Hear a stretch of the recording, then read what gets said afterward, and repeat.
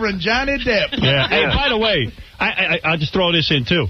Gilbert Grape, man. Great movie. Yeah, I forgot about that. That rules. Yeah, that does rule. What would you do for a man that far? Now we know what's eating Gilbert Grape, don't we?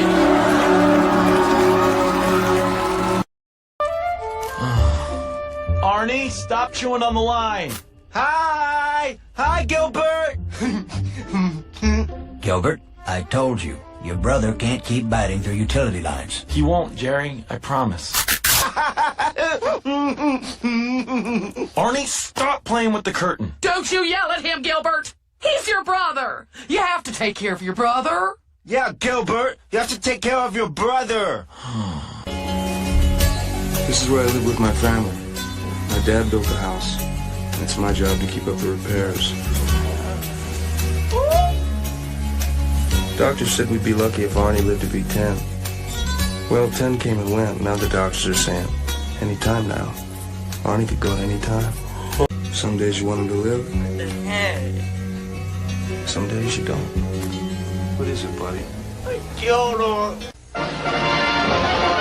evening and welcome to Fox.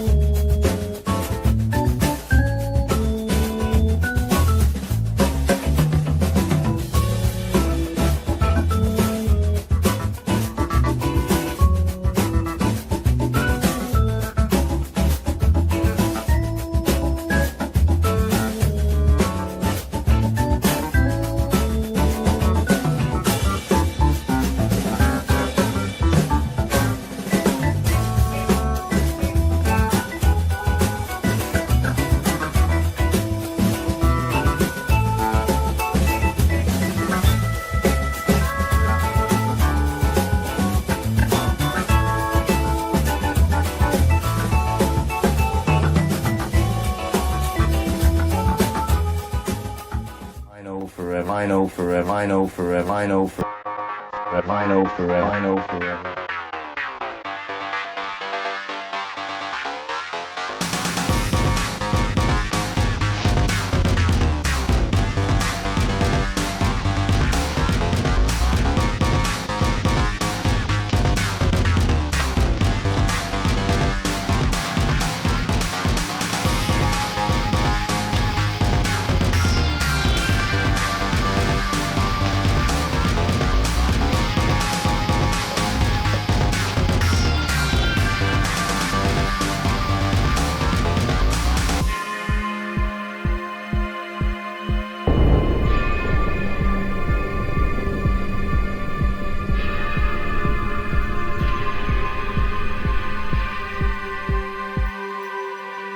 Thinking, David's got this rich, full life. I mean, so much going on, so many producers, and I mean, he is the most wanted man in Hollywood. Let's face it. So last week he leaves a little early. Now the Irish have been thinking there's something like this, maybe kind of, and then cut to a couple hours later, I'm surfing around with the NBA Finals are on, looking to see what I'm going to watch. And by the way, Mr. Robot is amazing. I got back into it. It is. I can't. I mean, I'm only 2 episodes in. I am all aboard. But nevertheless, and I'm looking around and I see, oh, the Tonys are on. That's why David cut out. You know I'm right, David. You had to watch the Tonys. I mean, I was having a hookup with a guy named Tony, but I was not. And then cut to the other. Sara says this thing, and it's a Jean Stapleton clip from All in the Family. And she gets rop-aid, or attempted rop-aid, that's right, on her 50th birthday. And I'm looking at this, and I'm thinking, we're doing this show, and I'm thinking, she is a decade and change younger than Depp is now. She's younger than you, be honest. Yeah, maybe, yeah. If it's her 50th birthday, she's younger than you. Yeah. That's a terrifying episode. That's a. It's horrible. Horrible. She's only 50 in that clip. It's just to put it in perspective. Davyd, I know you're from that era. I know those are your people and your peers, but that is so crazy to think about. That Depp right now is a decade and change older than she is. Jean Stapleton, Edith Bunker, in that clip. I mean, Sarah, maybe you know this offhand. Like in season 1 of Golden Girls, were any of them over 62? I'm sure they were actually. Who was technically the oldest? I think Betty White was the oldest. Yeah. So she was born in 22, so 85. I don't think so. I think Betty White was 63 when the first season of Golden Very Girls close, started. if yes. Yeah. We go over this all the time. Jennifer Lopez is 2 years older than Rue McClanahan. And I guess that's whatever season I was watching. What? Yeah. Procedures. Yeah, but still though. Puerto Rican, no creaking, and Winona Ryder is the same age as Rue McClanahan. I mean, it's crazy. Jennifer Connelly's Winona older. Ryder, if you look up close, you can kind of tell. Yeah. She comes up a lot during the show. Winona is really responsible. She should almost to the point where she should have gotten a producer credit. Because as this legend goes, and a lot of people don't know, it came out later that this is how Dennis Leary got Blow made. In fact, she made Depp read the book. I mean, you'll read anything in a pussy fog. She at probably 18, 19, made him read the Gilbert Grape book by Peter Hedges, and somehow Lasse Hallstrom, director, gets his hands on it, and then they make it into a film. Yeah. In the book, and this might come up in one of the things we have here. In the book, can you not go into the book because I need to discuss that. Juliette Lewis's character, Becky, is supposed to be 15. Okay. And they changed it for the movie. Yeah. Okay. Which is, and Depp, so just like Hanson, Gilbert is supposed to be 24, and she's 15. Juliette Lewis is 15 in the book. And Depp was actually 30 when he made this movie? Yes, yes. Good call, Davyd. I see you did some research. Now, 35 years ago, this fucking movie, 30 years ago, 30 odd years ago, this movie was made. It's really crazy, and I think that was the nature of why Entertainment Weekly came out with that article that I have put to AI, which is a fascinating piece of stuff I didn't know. Right. Sara, your agent is a ball. You talk about Tamara Francois' agent. Your agent is this Ari Gold bullshit going back and forth. I'm not even sure I have you for the whole episode. I'm allowing 2 hours. Oh God, that's what your agent said. And then it's not my fault. You can do 4 hours. That is, we've had many a discussion thanks about for the compliment. How you need to.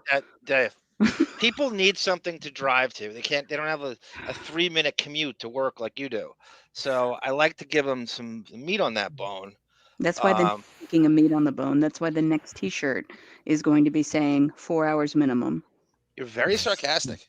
You're very sarcastic. You know, since our audience is only made up of international pilots who are in the air for 17 hours at a time. I do want to do some business first because you're going to just railroad both of us here this entire episode, I feel. Steamroll, not railroad. Yeah, whatever. Same thing for you. But it is. Anyway, we had some T-shirt sales. I want to thank you. The links are in the description. I hope you put them in there, like I tell you every time. You probably didn't. But they are also on our channel. If you go to YouTube, they should be there. I hope ARM put them in the description link or the description of this video. I'm all over the place. I apologize. But Marcy Turk bullshit here. If you can also, if able, I did not put anything up in the chat. If able, we are still like 150 away from this month's goal. Super chat. I feel like Aaron Imholt. Super chat. Venmo, Cash App, etc., Patreon, Wino Forever. There you go. Business is done. Is that a I haven't done this in a while. That was good though. That was good. Like and subscribe, everyone, as well. Is that a receiver for the Cleveland Browns? We have 2 Cleveland Browns fans here, by the way, which is like crazy. And subscribe. Is he the new receiver? Yes, Aaron Okay. Imholt sounds like a wide receiver for the Browns just drafted. With that physique, I would not want him on even the Panthers.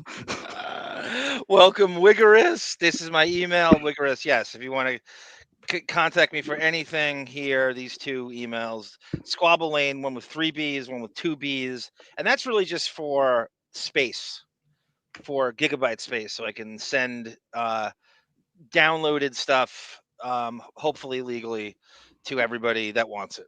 Everywhere, everyhow. Speaking of which, Davyd, I believe you started Stranger Things because you're trying to mimic the soundtrack, right? Which is I'm trying to do a sort of rescore of it with a different style of music. It's a way to kind of get my music out there, but using an existing IP that people are familiar with. So thank you for. I have to download the most recent episodes you sent me, but thank you. We're in season 2, right? So you're midway through. Rescore this too, by the way, pal. Rescore this. I was expecting this. I need to interrupt one more time. We are now 120 away. Thank you, Davyd. You're welcome. I thought you kicked off for the day. Yeah. Oh my god. So I have the rest of that season too. So it's weird, you know. I tell you, and writers complain and actors complain now and producers and shit, how all the TV seasons are minuscule now. I mean, you don't know what, if you get 13, that's a lot now. And that used to be the small season. And now that these fuckers are doing 6 and 8, and I've seen 5. So this shit, 8, 9, and 8, season 3. And I don't know what season 4 is. I think I don't know. I think it's also... there's a total of 34 episodes but in all 4 seasons, so I think it's like 8, 9, 8, 9. I think it's sort of back and forth. I brought up Mr. Robot before, and that kind of Christian Slater is in that. I looked at that again. It's just like Jeremy Renner and Mayor of Kingstown. I'm like, that's what I want Depp to do. It's the role Christian Slater has with Rami Malek is he's sort of like, I don't even know how to. They lead like a crusade of like like Robin Hood, internet Robin Hoods, and they're going. And he plays like this crazy. They have like a home base. It's almost like a superhero headquarters in Coney Island, like we're reverse warriors. And it's the role that it's right out of it. Seriously, it's right. It's all shot in New York. It would be such a glorious thing if that thing was shot like in the 80s and the 70s and stuff. Like I'm so upset. But again, they give you New York, and it's all on subways, and they're outside all the time. Boy, that show is good. And I don't know. I was always in the holster. You know, I never could get around to it, and I needed like a gap after I was done with stuff. And finally, I got back to it. God damn, is that good? What a smart show. I always wondered if New York shows that were shot in New York, like they were like battling for turf to have shooting location. Great question. Like cartoon dust up between Law and Order and Mr. Robot. That's a great question. If they have to reserve space, like I'm on 5th Avenue today, you can't use it. That's a great question. Well, there's multiple permits that need to be requested in that godforsaken city and in Los Angeles to do anything, to even wipe the butt. You got to get a permit. I love Sara. Welcome, Kathy Scott. I believe Kathy had indicated that this movie hit. It is impossible not to cry during this movie. I don't care how many times. I got teared up. I didn't cry. Yes, you did. No, I didn't. I don't believe you. We'll talk about it. Okay. I had a reaction. I didn't cry. Yeah, well, you're dead inside. Smith, welcome. Can we, real quick, can we get this out of the way? Can we do the update on the Gilbert Grape casting controversy? I just want to get this done, or I'll forget. Yeah, I think you're only here for Corey Feldman. No, this is a 2-second clip. Well, I hope you have have it incorporated into a lot of things. Okay. What Sarah's talking about, and she's only interested in the Corey Feldman of it all. You love punching down. You're one punching down broad, even though he's a piece of shit too. I don't want to call him a piece of shit, but he's a lying little delusional, almost like the Shuley of washed up actors. Corey Feldman, in the way that he thinks he really thinks, like to this day, I think he's 55. I think he thinks in his mind he's gonna still be DiCaprio. Right. There's a chance. As I was watching Gilbert Grape, I was thinking of, why didn't they look at, License to Drive and look at Corey Feldman's performance in that movie to act as a screen test for his viability to be in Gilbert Grape. I would say Blown Away would be the most accurate portrayal he would give to Arnie Grape. Right. Welcome, Anthony. Welcome, Autobot. Welcome, Zersky. Melvin has seen this movie. He quoted it up in front. He goes that Arnie had said, Gilbert, we can go anywhere, Gilbert. Arnie loves chocolate ice cream, chocolate chip cookies. Are you having these part of your birthday celebration? Discuss. I am due to make my own chip witches, Melvin. That is going to be my new. I think I'm going in the next month. I'm going to make a chip witch, and I'm going to. I have all these pictures saved for you too, by the way. And I made the chicken sandwich again yesterday, and it came out better than the first 6 times I did it. I think we should make. I think we should charge Melvin's for some like mukbang video, like you as Johnny Depp doing some mukbang videos. You know, I've never seen a bigger foodie than him. Like OCD, and I don't know if it's shtick. It can't be shtick. And I think he really loves food to this degree that he could bring that up, especially during What's Eating Gilbert Grape. And Kellen Winslow does love older women. A. Smith, that's a great. That's a very Hall of Fame Chargers tight end he's bringing up to get on my good side. Welcome, Tamara Francois. Another great job you did on the last show. We love us some Tam Fran. And to answer your question, Tamara, there are no black people in What's Eating Gilbert Grape. That's true. Yet it's not really black people kryptonite. Even it could be. I mean, I looked in the background. I'm always looking in the back. I'm great to watch TV with or watch a sporting event because all I do is count black people in the crowd, especially at like a Celtics game or Knicks where they've been priced out. I love doing that. I think that's called racial profiling, but okay, great, sure. I'm trying to get a demographic as to who's, especially in New York, because they have priced out the real fans. And so, you know, you got Gwyneth Paltrow in the front row and the guy who can name, you know, Pat Cummings and Sidney Green. And Brian Quinnett was this white guy they drafted in the late 80s. And I thought it would be if like Josh Foster did like a Knicks podcast, the name of the podcast could be Nothing But Quinnett. And it was only like a real fan would know who that is. And it's such a brilliant pun by me, as usual, as always. There's nothing worse than self-aware bragging when you Rue McClanahan, Blanche Devereaux was 58 when the show ended. God damn it. So that would put her. Yeah. So it puts her with like, well, yeah, I was gonna say like Jennifer Aniston or someone like that. I volunteered to work on call. Tamara's always on call. God damn it. On a Sunday. I think you should keep that up because Aaron Rodgers is your quarterback now. I think you should work Sundays. I think that there's no way you should sacrifice that for Aaron Rodgers if you're only watching the Steelers. Like I wouldn't even waste my Sunday on that because he ain't gonna make it to week 3. I'd be surprised if he even takes a snap to start the season. Just the fact. Never mind. I'm not gonna do that again. We do 12-hour Redbar episodes. Good call, Melvin. Yeah, Redbar does what is it, Sarah? 8 to 10 hours once a week. I haven't caught one in a year at least. I don't know why. I don't know why you're not watching it still. 70. I'll say 90% of the stuff he covers, I just don't care about. Yeah, it's the same. Like, well, he's the original shit on the grifting comedians. Mm-hmm. All of them, and him and Jules go through them all, and he has his best targets are people, Tony Hinchcliffe and his best targets are Cumia and Cumia, yes. Cumia is the greatest target, and I would say Schwab, as he says, Brendan Schwab. Yep.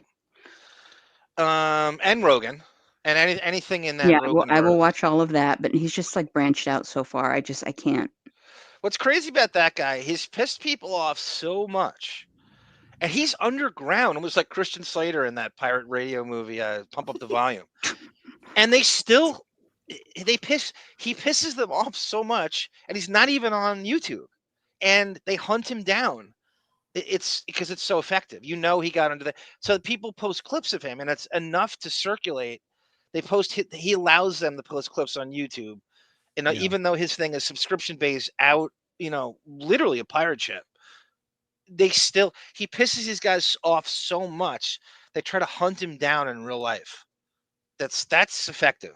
That's a ball buster. He's been doing it for 20-something years, I think, too. I mean, I can't believe how far that goes back. Do you really want to kind of, and he's a very sickly man. Do I really want to watch a very weak, sickly man try to do a show for 8 hours? Try to rally against the world. Yeah. Hey, hey, watch me, right? You want it mental health wise, it's the same thing. Same thing. Melvin says, I'm so happy to have Sara back. Sassy Sara. Sassy. Sprechen Sie sassy Sara. Do we have gang Rumble is back Rant? together. We had the original Deppening opening and everything. Yeah. It's like an old show. Okay, so because Sara is Jesus Christ, you talk about getting everything. What a spoiled brat. So we have to go to Corey Feldman. Yes, I just want to get that out of the way. As many people may have known, and the comes back and he does the Billy Corgan podcast and says to Billy Corgan he's making up all this shit that he either turned down or was up for it, and it's the biggest movies of all time. He even throws Titanic in at the end, which is that was insane. So this is and we're not done. Lord of the Rings. I told you he was lying when I did my little call-in the last time I made my appearance. Well, I said he was lying. I mean, who doesn't know does anyone believe anything he says? I said he was lying. I don't really believe you did. People can go back and listen. But I said he was lying, and it turns out I was correct. Oh. Go ahead. Confirmation. Okay. People will think that about you as an actor, and that's a downside. That is actually a downside. Does get to one of these magical questions. Okay, fine. Then I'll save it. Well, so what was one of the movies that you... Sarah told me this is crazy. That this motherfucker, and I know a lot of guys do this, and they should, and I guess if you can get away with it, you do it. That this motherfucker, Billy Corgan, he records like 20 of these and then just has them in the can, and this was done a year ago. Mm-hmm. And it Last aired summer. like a month ago. So he had this, like, he sat on this shit for 11 months. Isn't that crazy? I know, because, well, I wonder if he thinks his guests have so little going on that, like, there couldn't possibly be any updates between now and the 11 months that I post it, you know? Like, it'll still That's be a great relevant question. That's a content. great thought. Like, what if some crazy shit happened to him in that time? And it's like, you're not bringing that up? That's so funny, Debbie. That's the biggest insult. Like, you'll have nothing happening. Yeah. I'm sure you'll have nothing happening in the next year. So I can do this and save it for a year. I don't really know a sampling of other people who have been on this podcast, but I assume if they're Corey Feldman level people, you know, how frequently is the resume changing, you know? So I assume he just logs on, and I say this about Howard Show. I mean, if you're gonna be a part, you're gonna be a friggin' partner, and you can do whatever you want. You commandeering half the building, and all you want to do is take off and have all. He should just shoot fucking shows, and then just take the whole. I would just, shoot a hunt. Whatever it is, how it changed. Whatever it is, 90. Shoot all of them in the same few weeks, and then take the rest of the. It doesn't matter. His show does not need to be live. There's nothing time sensitive about it. Nobody's looking at him to comment on current events. He certainly won't do it, and he cherry picks them because he's afraid of everything. So just pre-tape everything. His show does not need to be live on any level now. Well, and also his line of questioning is all retrospective. It's rarely about what the guest is coming in to promote. So, it's easy to log a bunch of interviews that are only about the past because the past isn't going to change in 11 months. Yeah. Yeah, I mean, he could even do that. What do they call it? When you drop in pickups or whatever, like when you splice in shit. Yeah, I mean, it's just so I think a lot of people are doing this, and you're just not aware of it. How did you know that, Sarah? That he was pre-taping them? Because this was during Feldman's. He was about to kick off his summer tour with Limp Bizkit. That was last summer. Okay, so you pieced together that based on I didn't. Pumpkins. I didn't. They mentioned it on Jim and Them, where I got the clip I hope you play from. Yeah, it's like you're getting residuals for this. You're so crazy about this clip. It really is crazy. I have it. Autobot loves Billy Corgan. Autobot listens to every single podcast on the face of the earth. If you want to know how anything is, he's listened to it. And can I tell you my favorite Billy Corgan story real quick? Yes, you may, Mike Walker. So there, in the house that I grew up in, Ohio, there was a performing arts center like 2 blocks away. And one night we got a babysitter. My sister and I got a babysitter because my parents attended a poetry slam that Billy Corgan was doing at that performing arts center. Oh my God. Yeah. How long ago was this? This was probably 1998 or 9. So they're huge in 98. That's a massively popular. Yeah, and that makes me think it must have been later. Can I just imagine how pompous he is doing slam poetry? My parents hated it. They were Smashing Pumpkins fans, but I think it was all spoken word. It was all like him being experimental and spoken word stuff that just was not what they, I like the music of the Smashing Pumpkins. Lyrically, I'm not analyzing it as much, but yeah, I think they had a very miserable time. Sarah, did you ever see him play by you? No. Because wasn't he? I mean, I play the clip all the time of Conan O'Brien getting terrorized by Marilyn Manson at the Private Parts premiere. And one of the many, many reasons you should hate Marilyn Manson's guts, that's one of them. In addition to being a rockist and all those things, and horrible, horrible music, and doesn't play instruments and can't sing, and he's just a total piece of shit. He is a bully. And so he actually tried to bully a nervous Conan O'Brien at Howard's Private. And then Billy Corgan kind of saved the day. He swooped in and said, "No, Conan's cool. I like this guy." Because I think they were touring together at the time. That's why I ask. No, they were probably at the time like 10th on my list of bands I would really invest in. So, and it was rare when like I'd go see my number 1 through 3 bands because it was so expensive even then for a young bachelorette to go, watch her favorite band. So no, I never cared about Smashing Pumpkins as much as I know a lot of people who love them. Like it's their favorite band to this day. They have more fans than I thought, and I get it, but I get it. His little fake singing voice kind of annoys me. I have it was October of 2004. I just looked up the that he did the poetry reading. Okay. 04. Okay. So it was. I'm just reading this here. Very fast. Upcoming poetry readings in support of his new book of poetry, Blinking with Fists. Oh God. So that was what. And he bought the rights to the NWA, National Wrestling Alliance. Yeah, and I think he's like dragging it further into the gutter.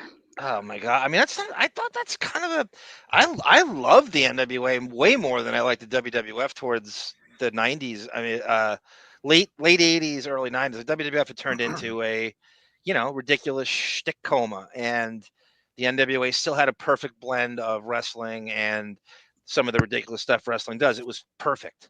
I thought that the NWA in the late 80s, early 90s of the NWA was perfect. It was as good as the talent was all there. And and again, I loved my nickname ARM really is derived from that when the rap group come at N-words with attitudes. I'm like, well, they must be huge wrestling fans. And then you have National Wrestling Alliance, and I'm trying to make an acronym. And then ARMon Gilliam was a player I loved, so I took the ARM. And I'm like, what goes into this that applies to me? And I'm like, all rebounds mine. And then that's how the name. That was the derivation of it in 1988. I don't think I knew. I want to say. Interesting. Yeah, it's people ask me. I get asked that all the time. I can't go 5 minutes on the street here, whatever. What is that effing nickname? What does it mean? And here, that's the origin of it. Claire Danes is staring at you from across the street. Why do they call you ARM at an outdoor cafe on? It was Amsterdam and West 74th Street. I think it was the place Jennifer Aniston worked that she was a waitress at. Not at the same time, but she was famous for the one real job she had. She was a waitress at this. I forget the name of it's a fairly famous place on the Upper West Side. So the PC23 says the show Jim and Them does the best anti-Corey. Yeah, their whole show is based on hating Corey Feldman, right? Like no. What's their other targets? They do their first hour is Corey. They usually do like a 3-hour show. Who else is in the chopping block? I don't know. I don't watch it past the first hour. Okay. All right, so here we go. Okay, make people mad. What's Eating Gilbert Grape? Okay. So I was actually cast to play Leonardo DiCaprio's role. Okay. I never saw the film because I give Billy Corgan. Is Billy Corgan just naive, or he's being nice, or knows nothing about that he's buying this? I don't think he knows anything about it. I think I do too. I think he's too ignorant to the industry. But I mean, it's not that he's just being like the naivete of Billy Corgan to say that Corey Feldman's still relevant in the industry at that time, that he'd even be up for that. I don't even think Billy Corgan understands who Corey Feldman is, even the known facts about him. You know, I just feel like these are two such disparate people in show business. Like, there's nothing that really ties them together other than, I mean, they weren't even relevant in the same decade, you know? Yes, everyone. He didn't say desperate. He said disparate. Disparate. This hasn't stopped either, yes. Sarah. So Autobot, who's all over this fucking show. I mean, he is. Billy said on Gene Simmons, Paul Stanley, Zach Wilde, Susan Olsen, Robbie Krieger, the DeLeo brothers from Stone Temple Pilots. Susan Olsen is a Brady kid, right? Yes, okay. She's Cindy. Well, there you go. I mean, yes. What's happening with her career in the next 11 months? That's Billy Corgan's pop culture radar, or those things. Autobot is a huge Billy Corgan fan, it would appear. He said, no, Billy knows he's BSing him. I don't know if you know something I don't know, Autobot, but I don't know if I buy that right here. I think it's two egomaniacs BSing each other and just allowing it to happen so that they look important. I don't think either of them understands who the other one is. It's just two blowhards talking and enabling each other to be blowhards. I think that's what's happening. Being disparate, yes. Still bitter leaf in that one, but yes, I was originally cast. Did they push you out, or Johnny Depp? He was cast after. He couldn't wait to name drop Depp's name there. I was like, no matter what Billy Corgan said, it goes, now if you Johnny Depp, it was Johnny Depp. He knew who I was, and he got me out. Johnny Depp. Billy Corgan's head nod was like, and who is that? Of course. Like, even though he was at the Viper Room many, many times. All right. Billy Corgan. No matter what happens here, I will always love music. I will always do my music, and I will not let anybody tell me that I cannot do my music. He was cast after I was, and apparently whispered into the producer's ear that he wasn't fond of me and thought that I was... Was there a reason he wasn't fond of you? Yeah, he said I was a junkie and that he didn't work with junkies. And this is the first time I remember ever telling this story, so I'm sure I'm going to get hung by this one. But yeah, anyway. Were you using drugs or...? No, I was sober. I'd just gotten sober. I'd just gotten out of rehab. I'd turned my life around. And in fact, was trying to help River at the time. Right. Who he was running with at the time. Right. As we all know, River's last night on Earth was at Johnny's establishment. Mm-hmm. So, as you can imagine, there was a bit of a thorn in the side. Now, I've said this a few times. You know the story that I do believe this. And Sarah, you watched the movie, and Davyd just watched the movie, that River Phoenix was actually the first choice for Gilbert Grape. Yeah, I believe that. And that, if you look at DiCaprio, he's way more resembling of River Phoenix than he is of Depp, and it's a much closer age. The age in the book is exactly what Phoenix and DiCaprio are. They're probably 4 years apart, 4 or 5 years apart in real life. And Corey Feldman's older than DiCaprio, right? Corey Feldman is probably 4 or 5 years older than DiCaprio, probably 4 years older than DiCaprio is. So yeah, to play a 17 turned 18-year-old at the age of and be the same age as Johnny Depp, like, yeah, it wouldn't have been believable, you know. Yeah, I you so vividly can picture River Phoenix doing that. Yeah, it so fits into what, and I don't know when Depp comes into play. That's all hazy. But what I think I know is that River Phoenix is offered that first. And it's like, sorry, remember the conspiracy theory at the Viper Room that Depp was going to have Phoenix killed because he wanted the Gilbert Grape role, even though it was kind of done by the time the Viper Room opens in October of '93. Mm-hmm. I do remember that. And so it's really the Viper Room. as much as we've explored it, as much as it's talked about, and that whole thing with John Frusciante and the speedball and that night at Halloween, it really, really needs to be like a full-blown like Amazon documentary. Just Pablo Torre explores. I don't care if it's a sports guy doing it, because I mean I've already done, and the whole Anthony Fox thing. It really is endlessly fascinating what went on, even just that night. And then the meeting that they had at the Sweetser place. Probably, I think he just bought it, and about what do we do about this? You know, how do we spin this? And Joaquin Phoenix on the sidewalk and the 911 call. It really is just all insane to process. And little things leak out as time goes on of stuff you didn't know. On that one, sure. Oh, I'm sorry, Davyd. No, I just really quick. Beyond Growing Pains was Gilbert Grape DiCaprio's first like feature film. He done This Boy's Life. Okay, but with he De Niro. wasn't like a star. No, he wasn't a star. In fact, I was telling Sara this about the movie because I don't want to forget saying this. I think Juliette Lewis was a much bigger star than Depp was. In terms of film, she'd done a ton of stuff. Right. She was way bigger in film. When did he do Basketball Diaries?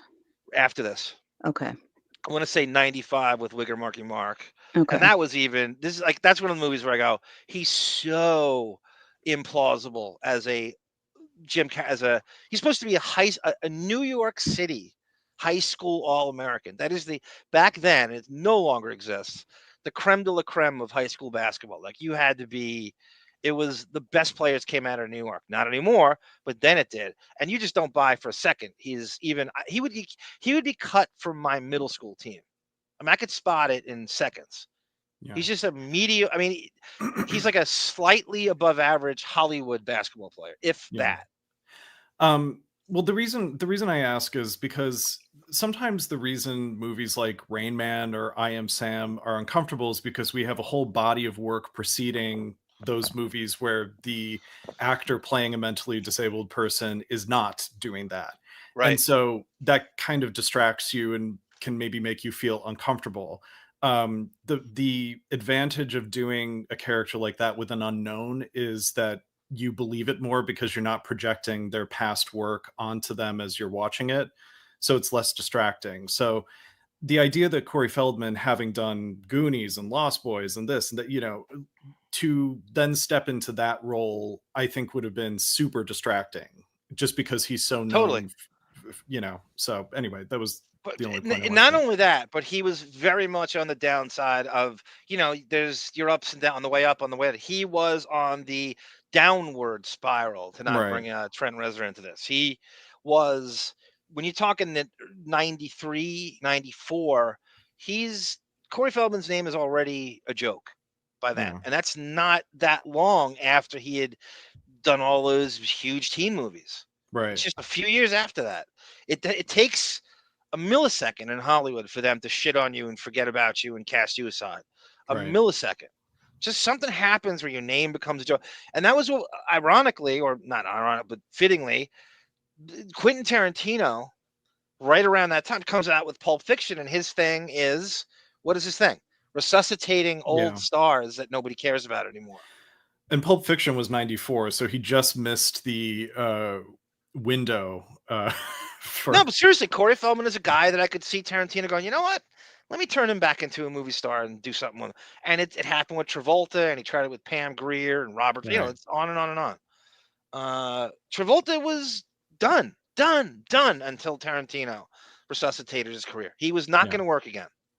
And I think he was fine with it. I think he had like a pilot business. He was like wealthier than he should have been, almost like Ralph Macchio. Could have lived his closeted, bald life somewhere else. Yeah. Getting massages in Florida on the jet pad with the sun jet. Right. There's King, of course. And had I not been pushed out and done that role, who knows what would have happened from that point forward. That was kind of one of those watershed moment movies, that gave Leonardo his first nomination. Yeah. Yes. So that head nod means that would be my nomination because I would do the exact same job he would do. That movie would have been Razzified that year. That movie would have gone down in history as a joke. Yes. Razzified. He Nice, he has Sarah. never been a good actor. You can No. go back and say, "Oh, but Goonies and Lost Boys and Stand By Me." He wasn't great. Yeah. There was no way. Welcome to Go the ahead. Woulda Coulda Shoulda podcast. Exactly right. So It gets more. So as soon as the next thing he blurts out, oh, he's delusional. He's a serial liar. He's ridiculous. It's right after this is even worse. I mean, that said, I mean, you don't hang on those. You get past them, and then ironically, just a couple years later, I also was up for Titanic. So there was kind of a double banger with Leo. But at the end of the day, and Billy Corgan is fine with this. He's like, oh yeah, he's up for Titanic in '97. Corey Feldman's name's still in '97. He's still coming up for all the biggest roles in Hollywood. And there's no pushback. I'm just gonna let Corey say what he wants. It would be funny if Corey Feldman thought he was up for, like, he just lost his mind and had like a psychotic break where he thinks he's up for every movie that Leo got. Like, oh yeah, and then I was up for J. Edgar Hoover, and then I was up for The Departed, and then I was up for, like. Well, if Downey didn't work out for Iron Man, Feldman was clearly number 2, and I'm surprised he didn't take him anyway. If you're crowbarring your name erroneously, ridiculous, delusionally into Titanic, there's nowhere he won't go. You kid? Yeah. He would totally throw his name in with all the. What's Corey Feldman's thought process? Let's go over what that is here, because this is Sarah's biggest dream, is that we spend time on Corey Feldman more. No, we actually should have been done about 15 minutes ago, but keep going. Here's Corey Feldman's thought process. Okay, I might have gotten the script to Gilbert Grape. My agent thought maybe that I could audition for this. So nothing happens. He doesn't even get a meeting with Lasse Hallstrom anymore. So he doesn't even get it. So he remembers that he did read the script, and he says, well, Billy Corgan's not going to know shit.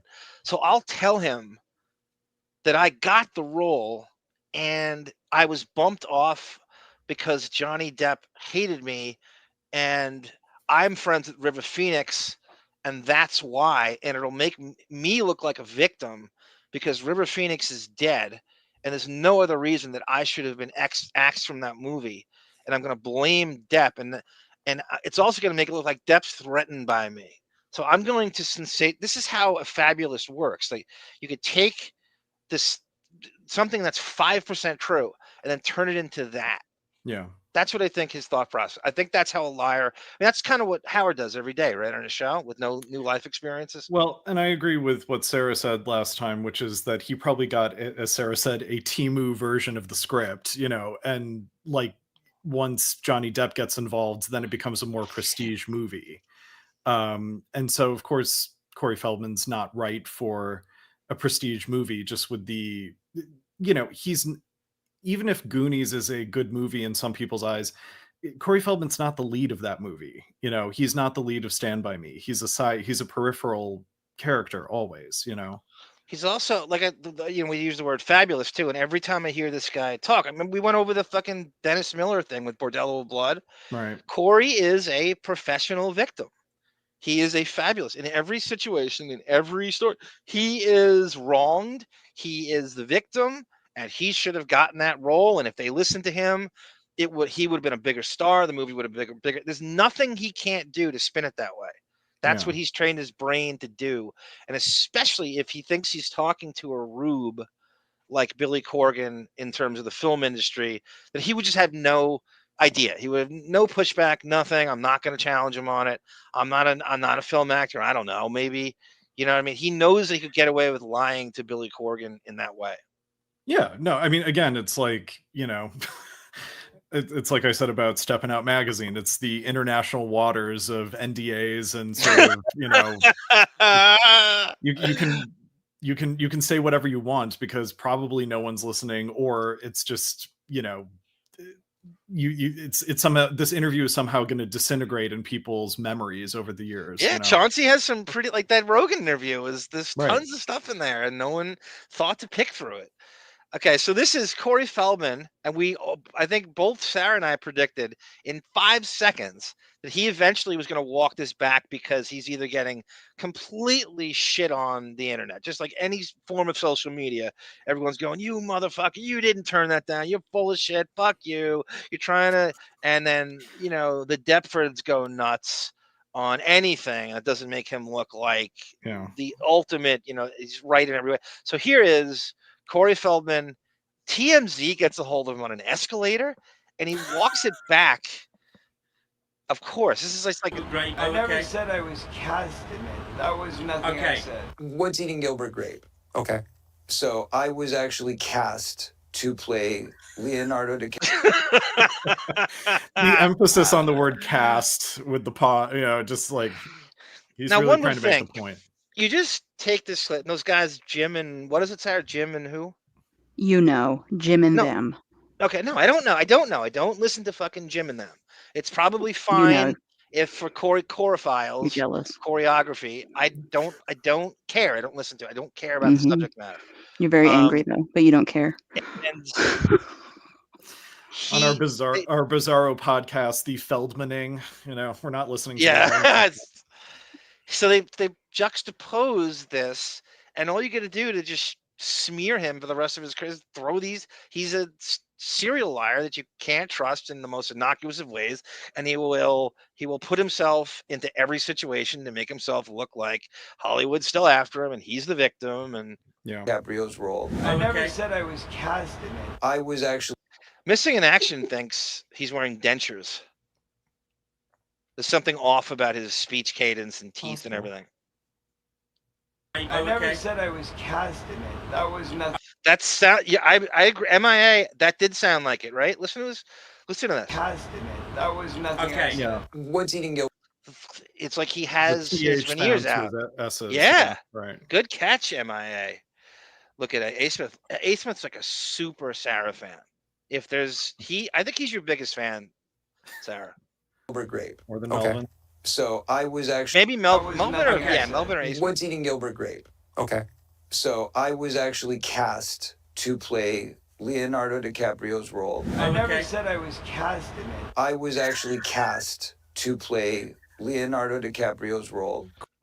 It's funny because his S's sound normal in the Billy Corgan interview, so he's technically telling the truth. He said he was cast, not cathed, in Gilbert Grape. So there's Corey. So now, because I want to get to this quick, I'm going to go. Let's do Sara. Would you like to do your review of the movie? And I will pepper you with questions, hopefully hard-hitting questions. Sarah's agent with her cap on, I actually have more Sara, even if she chooses to bail out, of Sara and I talking about the intervention that Depp's agent Tracy Jacobs staged for Depp right after Gilbert Grape and the bunch of substance issue, mental and substance and Winona Ryder issues and Gilbert Grape, and it's the worst time in life, and he's on heroin. And so they staged an intervention right after the filming of this, and I have the transcript from Tracy Jacobs, and Sara and I had gone over it on a past, and I clipped that from us. And so you'll still get Sara even if she bails after her fucking agent's cap. So here we go. Sara's review of What's Eating Gilbert Grape. She claims to be a Depp fan. She watched it for the first time. And why did you watch it for the first time, Sara? Okay, before you start, can we do you list a character, okay? Okay. And we can describe how we feel about that character, their role in the movie, et cetera, et cetera. For you and Davyd. I would say yes. But not me, because you just assume that I know the stuff backward and forward, and there's nothing you can, well, I had to change course with this review because you've already played the clip I wanted to play during my part of it. So if you can play that clip again, that's where I'll start. Okay. I'm just looking at the okay. I'm looking at the cast right here. So you chose this clip specifically because let me see what Sara's clip. Here we go. This is where I live with my family. My dad built the house, and it's my job to keep up the repairs. Doctors said we'd be lucky if Arnie lived to be 10.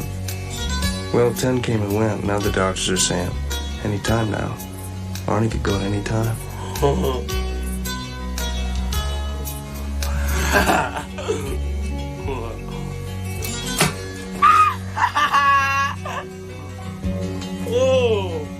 Some days you want him to live. Some days you don't. What is it? That's a rough line. Yeah. That's a rough line. I know. I'm going to get to it. That's where I'm going to start. I killed him. I killed him, Gilbert. Okay, good enough. Okay. That's the whole thing.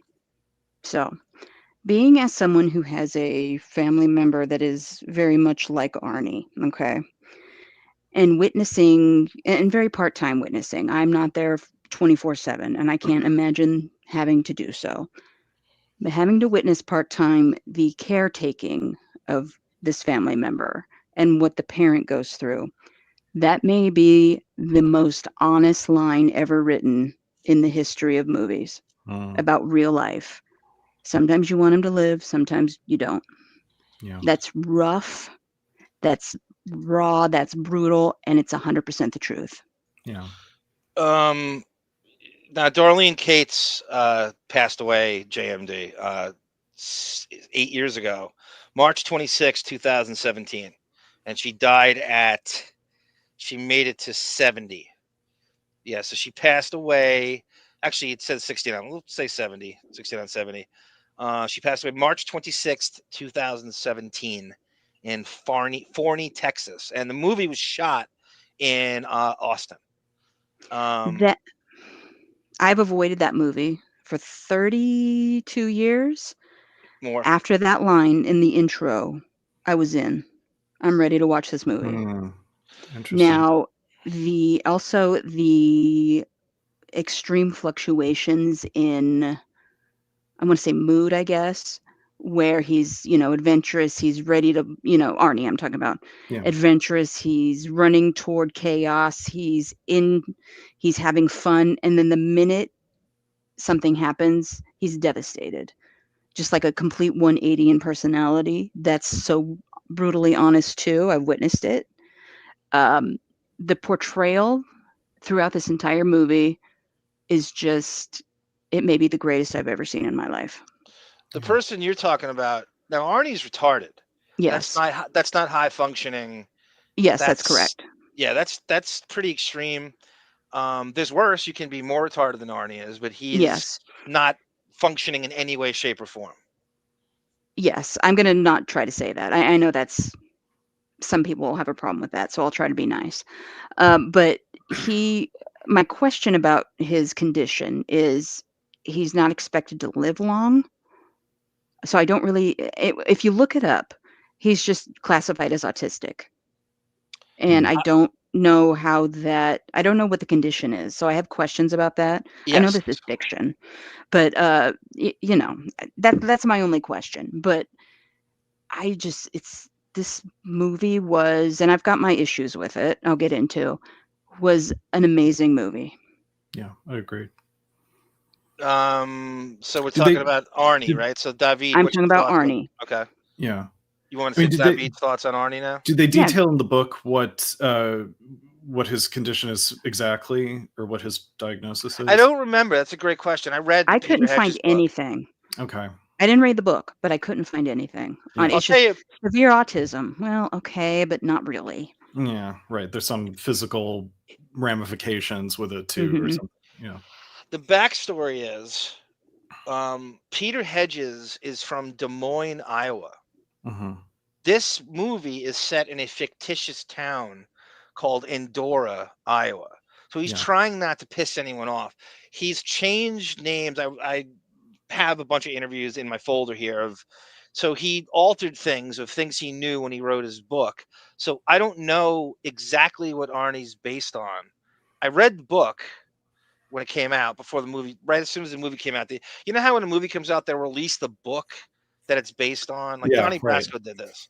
And With so the I read- movie poster as the cover. Right, right. So Exactly. it fools you into thinking it's right. The same thing with Dying Young. I loved the movie. For some reason, I hate it now. I bought the book, which is 10 times better, as they usually are. It's got Julia Roberts on the cover. It's like, okay, come on. Yep. Campbell Scott's Read the in Bantam book, right? Yeah. Roger Dodger, which is great. He's kind of an underrated actor. They probably don't use him enough. He's George C. Scott's son, right? Campbell Scott. Yes. I don't know. You could be probably right. And he played Ben Parker in. He played Peter Parker's dad in the Mark Webb Spider-Man movies. And Mark Webb is directing Day Drinker, the Depp movie with Penelope Cruz. Oh, okay. You know, he direct. You know the middles. You know, that's right. There's another Spider-Man movie every 5 minutes. Right. Marvel cannot put him. Cannot take a break from Spider. He has an animated series every 10 minutes and a new movie every 5 minutes. I'm sick of Spider-Man, and I don't watch him, but I'm sick of seeing a new movie. Yeah. As a comic head, I cannot tell you how tired of that character I am. So boring. Yeah. Anyway, so he played in that, and he's one of the super underrated actors. You don't see him a lot now. But he's in a movie called Roger Dodger, which is kind of an independent movie that came out in the late 90s. And I really, really recommend it. It's kind of just a period piece where he's a jaded, bitter copywriter, and he takes his nephew around on the ways of the woman to try to teach him the ways of the woman. And he's almost like a Scott Galloway, Professor Scott Galloway is now out there. Completely recommend it if you're looking for something to watch. Davyd, what is your take on DiCaprio as Arnie Grape? Well, the setup sort of reminds me of Mice and Men, the John Steinbeck book, because it's a similar, brother relationship where one brother who is not mentally disabled is sort of saddled with the burden of a mentally disabled brother who also kills small animals. So there's that kind of reference to Of Mice and Men. That's right. You're right. Good call. Good catch. Yeah. I mean, the movie has so many characters that understand that there's something bigger out in the world beyond Andorra who are trying to escape. So whether it's Mary Steenburgen's character or Depp himself or the 15-year-old daughter who's chronically embarrassed about everything, and the eldest daughter who ends up at a bakery and so forth. And the thing about Arnie is that he doesn't understand, he is perfectly content. He doesn't know any better. He doesn't have a sense of ambition because as far as he's concerned, he has a sense of omnipotence about the world. It's just like, this is what it is. I don't want to escape. And yet he's, and because of that, he has no sense of responsibility himself. And so he can climb to the top of the water tower constantly. And as much as it's a logistical problem for everybody, I also think that it's sort of symbolic of maybe Depp's jealousy that, Arnie has no responsibilities. He doesn't have the responsibility to pay for everything for the family like Depp does. And he can, on a whim, be adventurous and not face the kind of consequences that Depp would if he took off. So I'm kind of going beyond. No, you're not. No, you're not. I mean, that's however you want. Yeah. My take on that is I have these strong feeling. I say this to you virtually every show we do, right? LA and New York are filled with everybody who looks at themselves in their little town and says, I'm too good for this place. Yeah. I'm going here. My question is, what makes Gilbert too good for that town? If he's going to take his mediocrity to LA and do what? What exactly makes him better than his older sister, who's the real unheralded hero in the story, who's doing everything he's doing and doesn't aspire? I mean, he's thinking all these things, right? And Juliette Lewis goes through town, reminds him there's a whole world out there. Well, I don't know. Would any of you bail on your family in that situation or even think about it? I wouldn't. Well, and maybe this is just the angle that the movie presented, but it is. That is the angle. That is exactly the angle. Well, no. What I was going to say was the angle that the movie presents is that Depp is the one who is his brother's keeper, so he has arguably the most difficult job, where the eldest sister is maybe just doing the cooking and cleaning and taking care of their sort of sedentary mother is much less physically taxing than having to coax Arnie down off a water tower, or, chase him to get him to take a bath or something like that. So, and on top of that, I gather that Depp was the sole breadwinner for the family. Like the older sister's not working, right? It's tough. In the beginning, they say, she was a cafeteria. Right. She ran the school cafeteria, and somehow there's only one school in this town. Now, Iowa, people forget, like, Iowa's very close to like Chicago. If you ever like celebrities who are from Iowa, it's like there's a lot. It's like Jason Momoa, Brandon Routh, Tom Arnold, Ashton Kutcher. It's very close to Chicago. So you're sort of going like, what else? And then they show Foodland in the Foodland in the beginning of, which is a fictitious supermarket. And every one of these hick towns has the one drag that there's kind of civilization, or there's commercial stores or something, and that's theirs. Because other than that, and I say this to you too, there's almost no sign of modern day 1993, 94 when they shoot this. It could easily be 1955. Even the cars are old. There's nothing in this town that suggests technology. The TV is black and white in the house, and they're watching old shit. There is a date though referenced. Did you catch that? When the brother No, when they're in the cemetery and Arnie's sitting on their father's grave. Okay. He died in 1978. Okay. Interesting. Good catch. And how old was he supposed to be? And at 40, right? He's about 40. Yeah. Now, going back to the father real quick. Okay. In the book, and you know this because you said you read the book.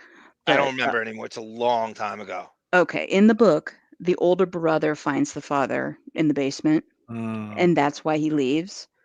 But he also is sending money every month.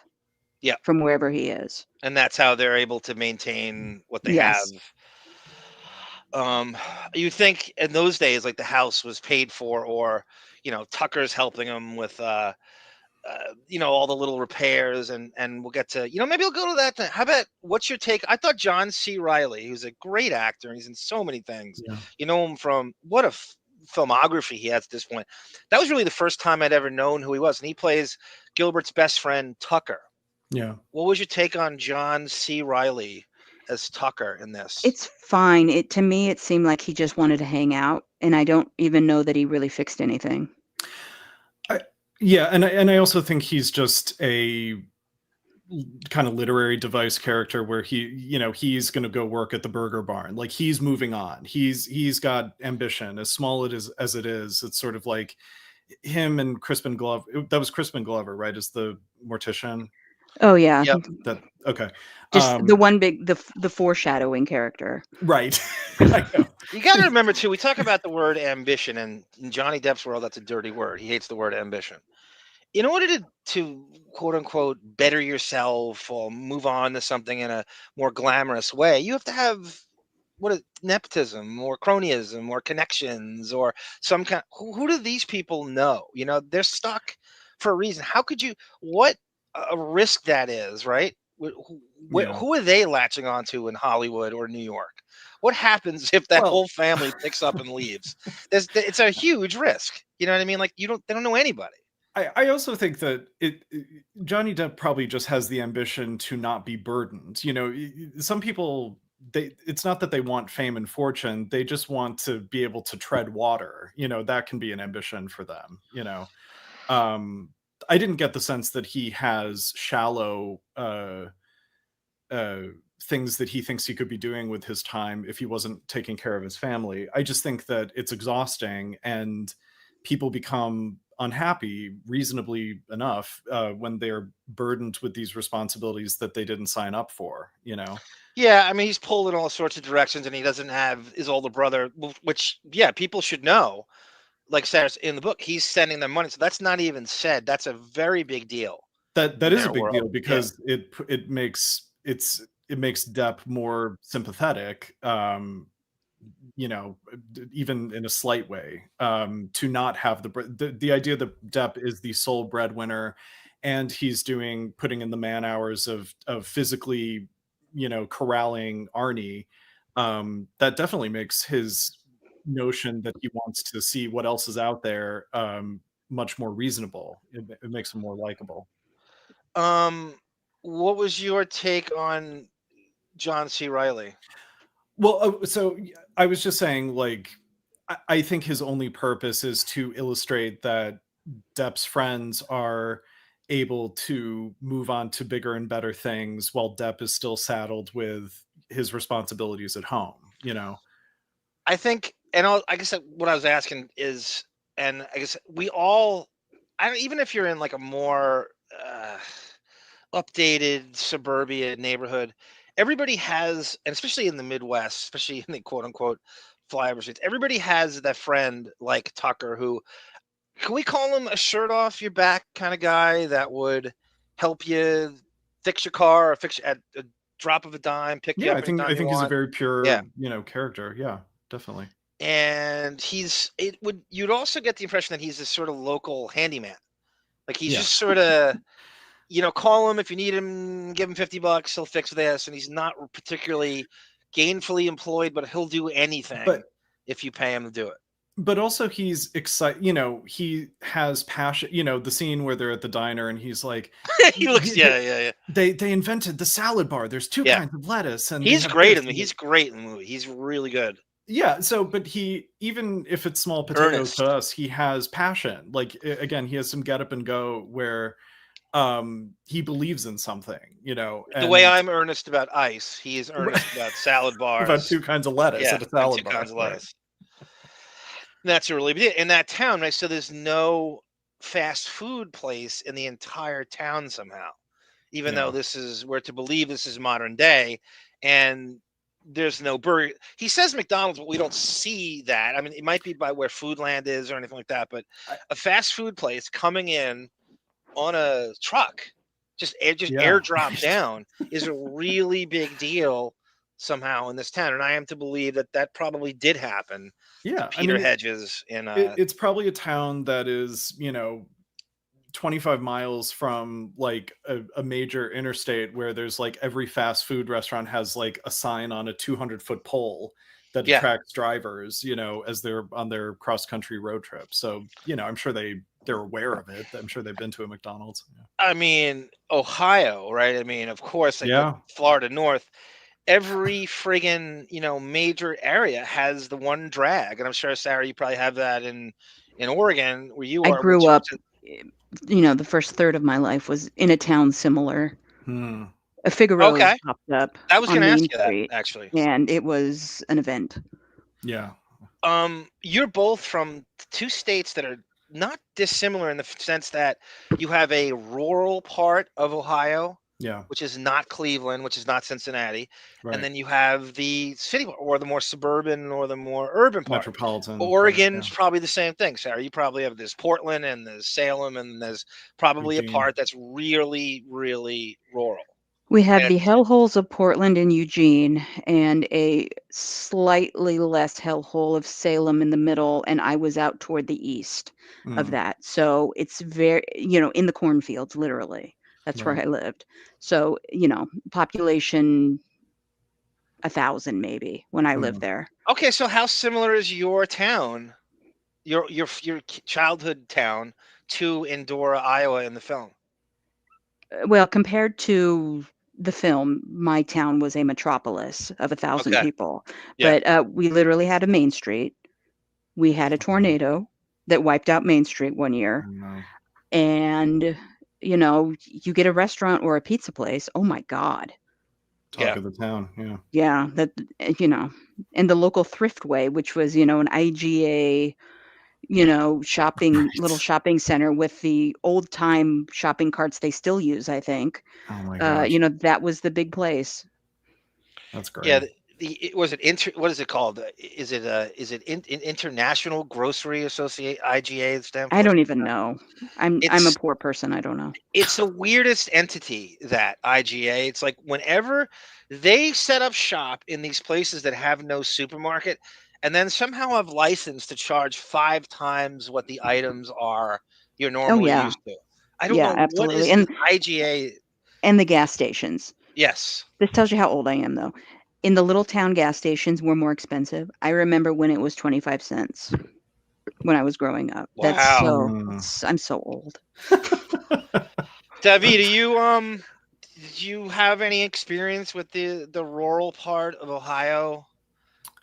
Which is just, I guess it's the north. Was it the south part or the north part? Well, so the three, it's 3 major cities in Ohio. It's Cleveland, Columbus, and Cincinnati. And Cleveland's in the north, Columbus is in the middle, and Cincinnati is in the south. And everything else is, there's like second tier cities that are, obviously more metropolitan than the one portrayed in Gilbert Grape. But yeah, we would go there for just day trips if it was like, we're going to go get pumpkins for Halloween, or we're going to, there was a lot of Smashing Pumpkins. Like Smashing Pumpkins. We're going to go listen to Billy Corgan do a poetry slam in the cornfield.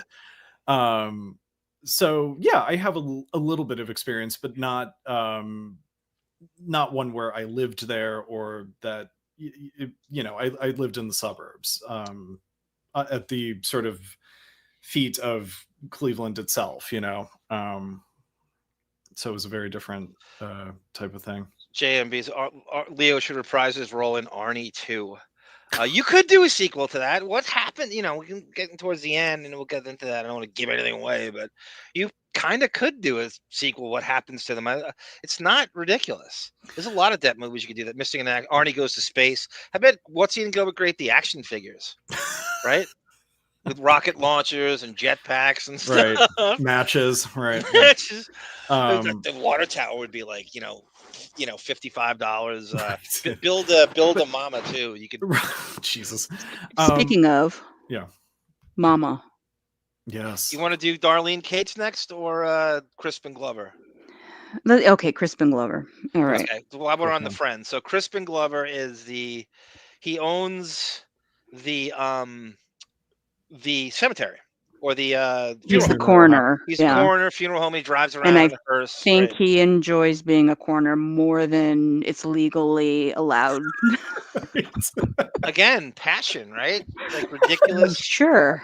Okay, we'll call it that. I'm sure at one point there's passion. Yeah. And he is what Prince is to light-skinned black women under 20. He is to cadavers. Let's say he is basically there to foreshadow. Yeah. In my opinion, evidenced by his couple, liner, quick little paragraph in the script about how, they make fun of the bodies that come in that are grotesque. Right, right. And they crack jokes. And this leads up to the ending and the decisions that are made at the ending, in my opinion. Yeah. You know how these movies, like, they never say the last name of anybody and they just go on the first name. You're like, all right, well, I'm looking at the IMDb and they actually have last names, but they never say them in the movies. His name is obviously Bobbie in the movie. His last name is McBurney. And then God. So it's like they just threw it just to have something. They threw this name together. And Tucker's name is Tucker Van Dyke. Mm. It's just like a big Dick Van Dyke fan. I'll just call him Van Dyke. I don't know. They didn't call him Tucker McBurger or something. But I like when so Crispin Glover, who's creepy enough as it is no coincidence. He's playing like a rat handler and now a coroner in this. And the worst scene is they're at the opening for the burger bar and he's hitting on the young grape daughter. He's in his own creepy way. He's like, you've really turned into blossomed into a beautiful young woman over here. You got to talk about physically what that looks like. He's like got her cornered a bit. Yeah. And it's just the two of them. And he's just kind of murmuring it to her. You really blossom into a beautiful young girl. Yeah, It's right. like, It's oh, really an Jesus. odd troika of friends too. Like these three walking around, and he's got some really odd. It's just those two, right? We don't see But it's anybody else. also you're going to be friends with you're going to play the hand that you're dealt, you know. So it's like if it's a really small town and that's all you've got in your age group, you know, who knows who you'd be friends with if you were in. And they said, who is it? Somebody said that Chicago is known for JMD. By the way, is on a roll. Missing in action. That Chicago is filled with people who ran away from places like this Iowa town, and they all go to. We love Chicago. Wasn't Footloose based on that too? Like Kevin Bacon's character Ren McCormick goes to Chicago. No, he's from Chicago and he goes to the Grape Town. So it becomes you can't. It's reverse. He does it reverse. Yeah, there's no dance curfew. There's no ban on dancing or 5 o'clock curfew in Chicago. So you're backward. I'm sorry, reverse. Like the Ernest series is A. Smith. And I'm trying to think if they hang out. No, that's it. There's nobody else. Danny Depp. Look at Johnny Bye. I didn't know this is book. Davyd's obsessed with Danny Depp. It's better than Danny Depp's Babylon Nights. God damn it! I can't believe you know that. Davyd read that cover to fucking cover. I read part of the first one. I didn't read the whole thing. And you know that was set up as a script. He co-wrote The Brave that Depp directed. Danny Depp. Yeah. These are all set up for screenplays. He's trying. So Depp didn't want to produce it, and he just turned it into a book, whatever. And he's got 5 of them, and it's all based on Depp's life. It's constant cursing and like. Yeah, it's not. You said it's obviously based on Johnny Depp. There's a leading man character in the first novel in this detective series that is clearly Johnny Depp. Yeah, missing in action is a really good point too. Like you're in this small town. Did they ever say the population of the town? The actual? I don't remember. They should have, but they don't think they did. They didn't do the stereotypical like show the sign for the town and population thing. Let's say it's 750 people. Is that too high? It might be. Yeah. Well, even let's go 600. So Missing in Action says it's like you have a carnival attraction in your family and you're in this town. Who's not going to know? And you could see in the movie itself that kids are buzzing over there and looking in the window and hanging around. I couldn't believe the turnout for Arnie's birthday party was like. I expected the buildup. I expected nobody to show up and that to be a big, plot. You thought it was depressing as it is. Could you imagine, Sarah, if nobody showed up to that birthday? How you think you're going to cry as it is? If you watched that birthday party and no one showed up, how sad that would be. Yeah, the rejection is. That would be crazy. Yeah. That would be so depressing. But the whole town is at this birthday party, and there's like stations and there's like carving stations, and Davyd's band is playing, and there's Streisand and Brolin. Barbara's in a chaise lounge in the corner. My marching band is playing This Magic Moment, Oh, you caught that. Or was that at the burger? No, yeah. They played that. No, that was at the burger. Yeah, that was at the burger. That was at the burger place. Yeah. It was Kool and the Gang Celebration and that. This Magic Moment. Those are the two. I recognize. That's so funny. You fixated on that. By the way, that's an interesting. I didn't think of that. Like, everyone in town seems to be very like they don't laugh at Arnie, but they laugh at the mom. Like they have that line that they. Yeah, fat shaming's okay, but not. Well, I think they're so used to Arnie because he's not hiding. No. He's out. He's climbing the water tower. The police know him. Everyone gathers around to watch. Even when Depp is, out on his little grocery deliveries, quote unquote, he's sitting in the truck or he's hanging out at the store. So everybody knows him. She's building up so much lore around her by not sort of being a presence in the town. Right. It's not entirely true. It's mostly true, but there is one scene, I think in the beginning, where a kid's mocking Arnie and Depp slaps him. He slaps his hand and then puts his finger to his face like, you do that one more time.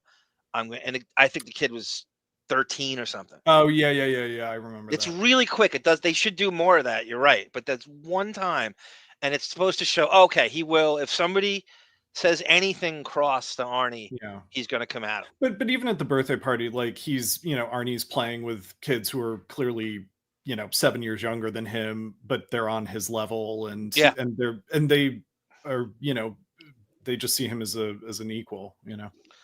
No doubt. All right, so we were going to go to. Do you have any thoughts on Crispin Glover, Bobbie the coroner, Davyd? No, I mean, I agree with what Sara said. I think he's just kind of another literary device character that is, I mean, the one thing that's interesting about him is that if you don't escape Endora, he's waiting for you. He's very, even the beginning, like people aren't dying. Yeah, he's the Grim Reaper. He's the Grim Reaper, right? Yeah. That's so fun. When I first watched this movie, and it was really depressing, rude awakening of how capitalism just invades you can't even die where capitalism without vultures. Yeah, right. Vultures. So they're going, hey, Tucker Bobbie has business. He's like, oh God, it sucks. Nobody's dying. And I thought, and in my, whatever I was, 20 or something, I'm like, that is great. I say this about like crime all the time. Like what would happen to the city if everybody just behaved and nobody sped and nobody ran a red light and this is just like what happens to a funeral parlor if nobody dies? What happens if everybody is just really healthy for years at a time? And he addresses that. They just sit around rooting for people to die because that's their business. I did laugh out loud at Crispin Glover talking to Mary Steenburgen's husband, like, I haven't seen your mother in church lately. Oh God, yeah. I was like, God damn, he was fishing for business. And they know it's not like he's subtle about it. Like they know he's, I mean, he thinks he's slick, but they know what he's thinking. Right. He needs you to die. I remember this story, and again, it's one of these hick towns. It's just like it. I'll never forget this. A friend of mine told me that there was a business. A guy had a glass replacement business, and it was basically just replacing windshields. It's all he did. He did.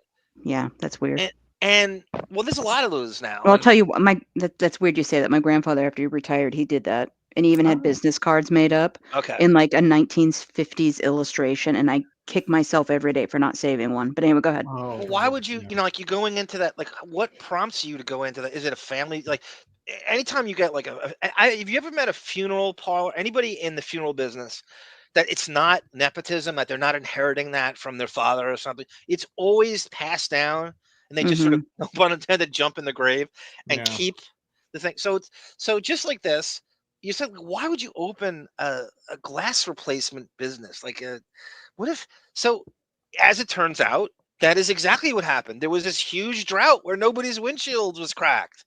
And this guy's like, I'm going out of business. I'm not going to be able to do this anymore. I need people's windshields to crack. I need you to drive behind a rock truck or some kind of construction truck where pebbles are flying back or sticks. I need your windshield to be cracked. So the guy got so desperate for 2 years straight. He was going out in the middle of the night with a ball-peen hammer and cracking people's windshields. Oh, God. And getting away with it. And they finally caught him on camera. 2 years straight, the guy got away with it. But that's just like, if nobody dies, what happens to you? It's amazing how all these funeral parlors just stay in business. Like, what happens if nobody dies? If celebrities don't get out of limos with no panties on, does TMZ have a job? Yes, preying on the sort of degradation of society. Right. That's why they put those anonymous tips out all the time, because they want you to tell them, because they're afraid of that drought. Yeah. They want you to Happy Father's Day. Yes, Hooper. Happy Deppy birthday and Happy Father's Day. Anyone, I couldn't mean it more. Hope you get Chris Rock's big piece of chicken. I completely, when your father's passed away, you forget Father's Day pretty easily. I did today. Yeah, my sister texted our family text, and she didn't say like Happy Father's Day or something. She was just like, love you all. And so it was like, what's happening? And I was like, oh, that's right. And something hit you. Oh, shit. So, yep. Yeah. And that's the fathers get the shaft. Like the mom gets this, goes to Nobu, and the dad gets the barbecue with 5 hot dogs and ribs and stuff. A hammer with the price tag still attached, right? Melvin, deviant Melvin again. It's either food or deviant sex. In the remake of the film, the mom is a mukbang YouTube channel, and the older sister has an OnlyFans. Oh, Melvin. And Melvin subscribed to it all. To even go there, Melvin, in this situation, we're all on the verge of tears here. There's Joni. Welcome, Joni. Eugene is a hellhole? I think it is. Well, he says in the 90s it was ranked as a good city. So was Portland. How does Eugene compare to? Isn't Courtney Love from Eugene, Oregon? She lived there. She's not from there. She's from L.A. She lived in Portland. She lived in Eugene. Yeah. Sarah's riding her bike through the Oregon forest when the Goonies singing Cyndi Lauper's songs. Oh my God, that's a great reference. I've never watched the Goonies. Really? Nope. No, wow. I have no interest. I would have thought you'd every line. IGA is in every small town, says King, of course. Definitely jack up the prices because they know they can. But there's a reference in Gilbert Grape where Johnny Depp is like asking, is this the right price on these pickles? And, he takes a shot at the food line. Yeah. It seems like it should be more. And the small town grocery shop owner's like, no, we're famous for our low prices. It's just... It's usually the opposite. Usually the small place is more expensive than the supermarket. But I also, that's a reference to Depp is surrounded by a combination of people who are either ambitious or they're just trying to remain crystallized in amber. They just want to stay still, whether it's his mother or the owner of the grocery shop where he works. Lamston's Grocery. Yeah. It's just a combination of people either trying to stay still for the rest of their lives or trying to think that there's something beyond where they are. Wouldn't you rather, if you had those two options, wouldn't you rather work at Lamston's Grocery than Foodland? It would be much more chill. It would be, I'm sure the salary would be pretty much the same. No, not necessarily. Job security wouldn't be there as much in the small town. That's true. Your hours would be cut. You'd have to go to your second shift at the food mart. That's true. Joni says, I live in a village. A town in Gilbert Grape is double the size of where I grew up. I don't know what the square footage is, but certainly the population is so damn sparse. Well, but also the house where they lived, they have absolutely no next door neighbors. So I just wonder how even distant every residential property is from each other. Well, when you look at it, and I don't know if anybody watches Smallville here, you just watch any Superman movie. Really, it looks like the Kent farm, right? When you look at the first thing I thought of is, that's the Kent, that's Jonathan and Martha Kent's farm. Yeah. It looks exactly like you would shoot, actually, yeah. Right? Even if it's the first thing I thought of. That's the Kent farm. Arnie would be in that love with the Spectrum. Arnie would be on that love on the Spectrum show, dating show that's getting a piece. Yeah, that's true. Right. I'm a Tucker, says Johnny Meyer. Welcome, Johnny. Ema, is it Ima or Ema? Ima, Tuck McCock. And they're making up. I'm a big Crispin Glover fan. He was on Speed and the River's Edge and had strange friends. What's the most normal guy Crispin Glover's ever played? Well, and wasn't Depp maybe going to get the Michael J. Fox role in Back to the Future? So they could have been father and son at one point. Johnny Bye says here, Depp should do sequels. His new movie, his whole career trajectory now should be just do sequels for every 90s movie that was good. That's so fun. I said Donnie Brasco easily could have did too. You could do it. You really could. Benny and June could have a sequel. By the way, before I forget, next movie you two would review. Can I suggest one you both have either of you seen Benny and June? I have not. That was actually one that I wanted to check out. Sarah? No, you like. I'm telling you, it's very underrated. It is a thinking man's romantic comedy. It's a psychological romantic comedy. I think you'll like it. It's quirky. It can be corny here and there, but it was at the time, it was really good. And it's Mary Stuart Masterson. Okay. Now you could have Don Juan DeMarco. Have you seen Don Juan DeMarco?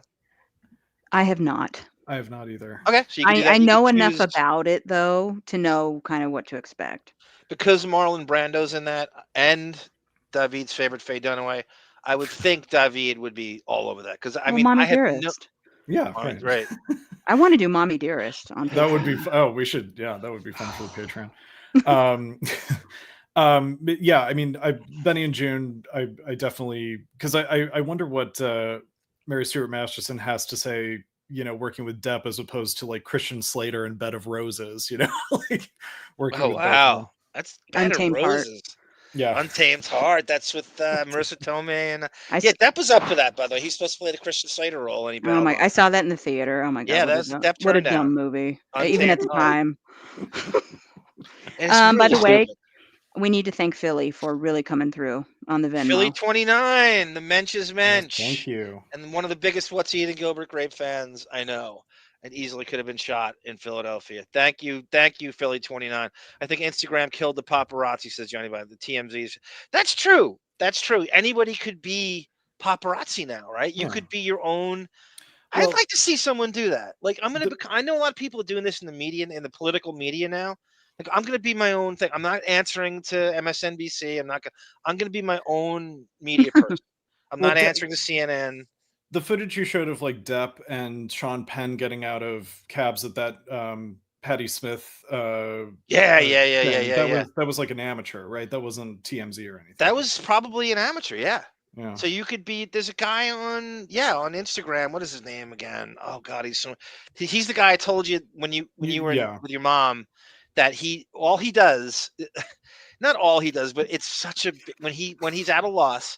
He goes to Tribeca and Soho and just chases around Ryan Reynolds and Blake Lively and Hugh Jackman. And every single day, I think it's called Elron Ordonez. Okay, yeah, that sounds right.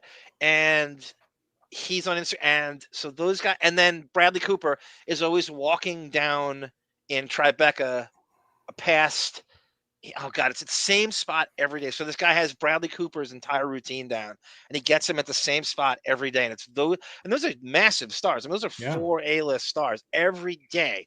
Bradley Cooper, Hugh Jackman, Ryan Reynolds, and Blake Lively. I just love that that's his default. Like when I'm at loose ends, that's my default. That's my, and they're always walking together.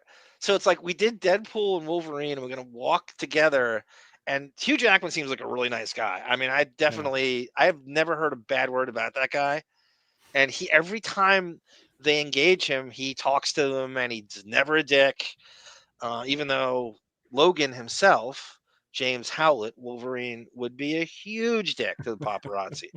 I mean, you'd get an adamantium claw right through your fucking smartphone if you did that to him. Darlene Cates as Mama, as what was his first name? God damn it. I forget. Blah blah Grape. She goes into the police station. Bonnie Grape, right. She goes into the police station. Oh, you got to fill out the paperwork, Bonnie. No, my son. Right. First role ever. You know, the backstory with her. We'll go into it later. They found her on Sally Jesse Raphael, and they needed it, and she was excellent. First acting role. Jesus, right? You couldn't do a better job. I don't know if she thought she did a few things after that, but what'd you think of Darlene Cates as Mama? The acting great. She is the first character to cause me grievance at 1 out of 2 in this movie.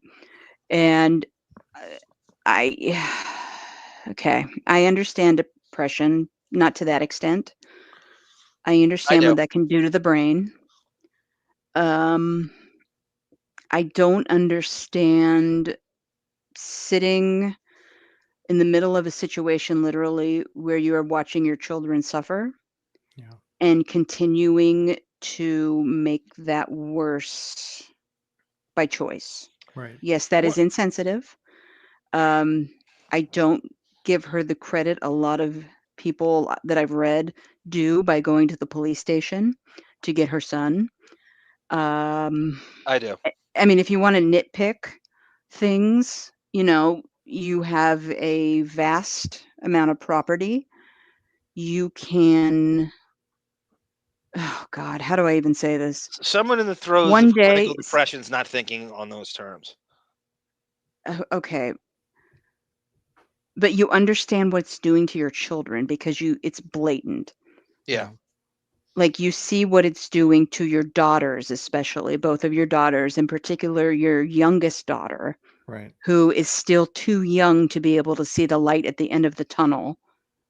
And has the longest amount of time left in that situation. And who is under the most amount of pressure with, whether it be in school. I'm not saying school is the pressure. I'm saying her peers probably look down upon her. The boys in the school probably look down upon her. The epilogue at the end, Depp says like the youngest daughter can't wait to switch schools. I mean, so Yeah. I think that's implied in what you're saying. Yeah. Yeah, exactly.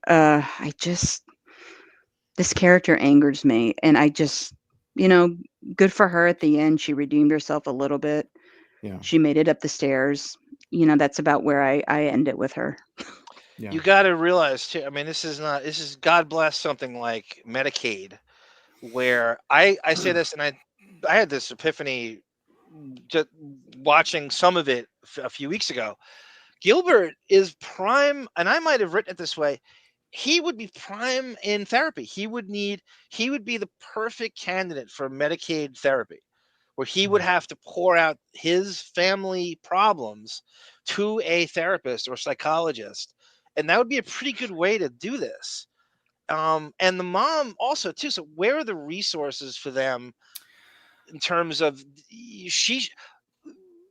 Grape should be on some sort of antidepressant and isn't. If she's been on she's been on the balls of her ass that long, and it is sad. And I have every bit of empathy. You can't.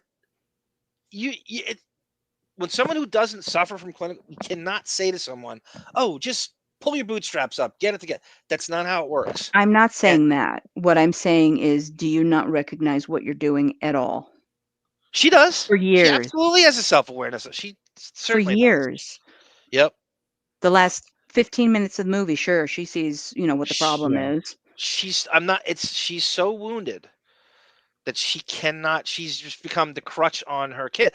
Her kids now bear the responsibility of doing what she can't do, and she's gotten spoiled off of it. But at the same time, she is in the morass of clinical depression, and there's no resources there. There's no medication. She's probably resistant to it too, even if she was going to be offered it. You have to acknowledge that you need assistance, and you have to seek it out. Right. Yeah. I think that is one of the things that makes stories like this difficult to tell as pieces of fiction, because there is this disconnect from the social services that are available to you, even in a distant small town like that. I mean, there is a way to, Depp and the eldest daughter are able-bodied enough to, especially when they become over 18, it's sort of like, what if we have to be a parent to our mother, what is a way that we can do that, and it takes some of the burden off of us, where we can either, as Sarah said, get her on medication to emotionally be able to take some kind of responsibility with her actions to make life better for the younger children who are still underage. Yeah. And it's difficult with fictional stories like this, where it's almost like the writer doesn't want there to be a solution. A solution in the form of social services, because it's not as exciting for the literary component of it, Even if it is a current story, it's still the early 90s. Right. And it's nowhere near what it is now. That's with true. Right. Oh, the stigma attached to it. Yeah. It's not your first impulse is to go, I need medication. Unfortunately, that's why I'm drawing upon you have really not as many choices for help. And you unfortunately do have to take a lot of that responsibility on yourself when you are witnessing what it's doing to the people around you. Right. Yeah. I mean, she's farting in the bathtub in the same way that my dad would. And I don't know that she God can. knows.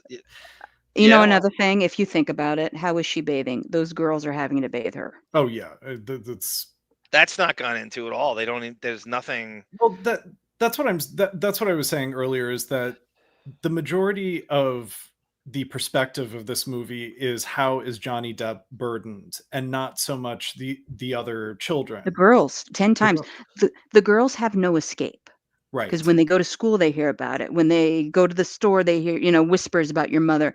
Right. Johnny Depp gets to escape and go for his sense of normalcy, even though it's a weird affair. Sure. It's a completely unnatural relationship he has with Steen. I can never say it. Mary Steen, whatever. And I always want to say Bergen. Yeah. But and he still can escape. They cannot. They are home with her more than he is. He gets to go to the store and work. Right. These girls are slaving over the stove, frying up 2 pounds of bacon for every meal. Paid, not getting to leave. Right. Yeah. The older sister is the silent assassin, underrated hero in the story. She puts her head down, and she's doing all these things. She's not necessarily Arnie's.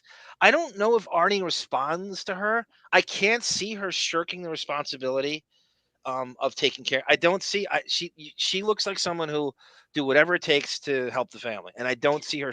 I can see it where you deal in autism and kids who are retarded. They only respond to one person, so it's not even an option. That possibly, if that is how that went down, I don't know, but that's usually how it is. The only extra responsibility Gilbert has is bath time with Arnie. Yeah. I think the girls do the same amount to take care of him.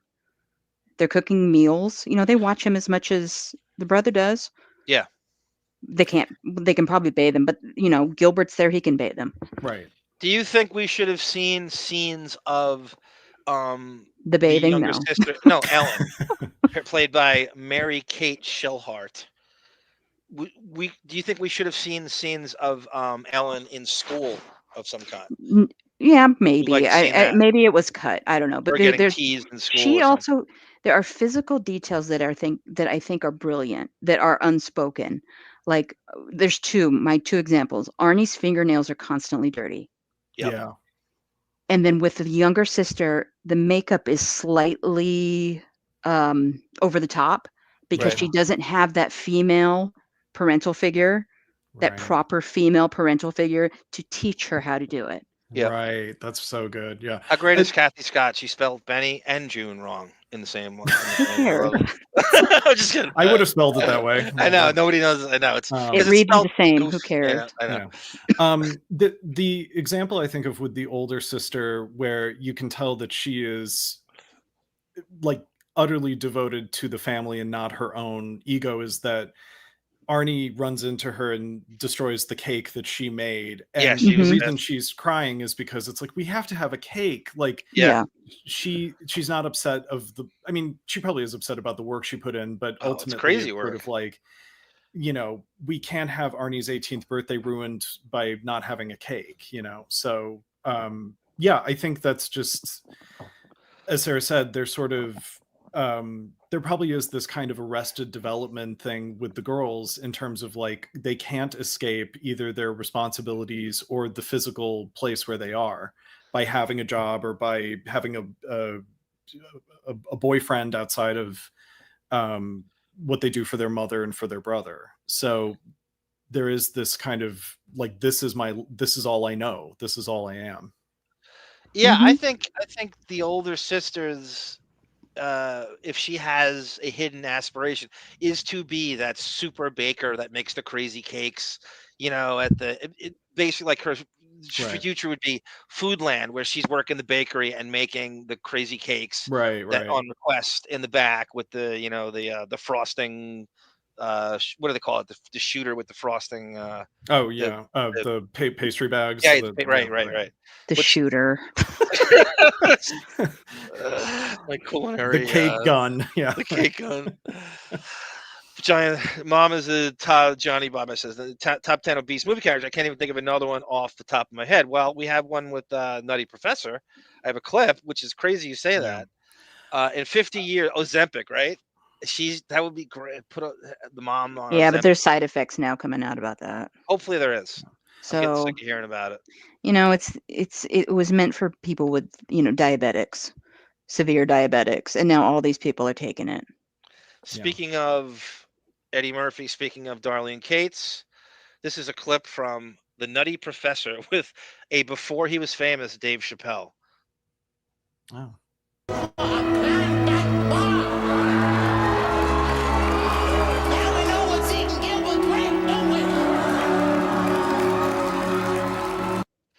Do you remember that?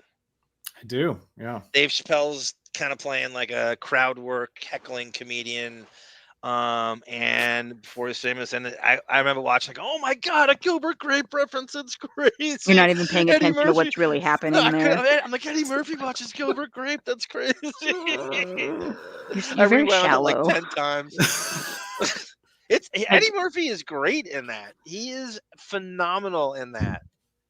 He does drama very well. He's such an underrated dramatic actor when he wants to be. It's Fen. Nick, remember Fen, guys? I don't know. Fen was like the original. Remember that, Sara? It was like a speed drug. I'm gonna fucking Fen. Isn't in the 90s. Fen just like an obscenely like high dosage of dexatrim? Something like that, yeah. And fucking Gary, right, is on every one of these. God damn it, Gary and his stupid way. God, that stupid show and everyone's fat shit. Doesn't he have to have his leg amputated by this point? I'm kidding. Oh God, I know every fucking weight loss drug he's on. Oh God, I hate every one of them. Autobot says, I'm a type 2 diabetic and I've been on Ozempic a little over a year. Thankfully, I've had zero side effects. You can only get it prescribed to you if you're diabetic. Yet every person on the face of the earth seems to be on it. Yeah. So all you got to say is, I'm having trouble losing weight. And the doctor will give it. You want to try Ozempic because they get kickbacks. But anyway. Yeah. Right. Can I give my opinion on the mom? Yes. Yeah. Yeah. I agree a lot with what Sara said.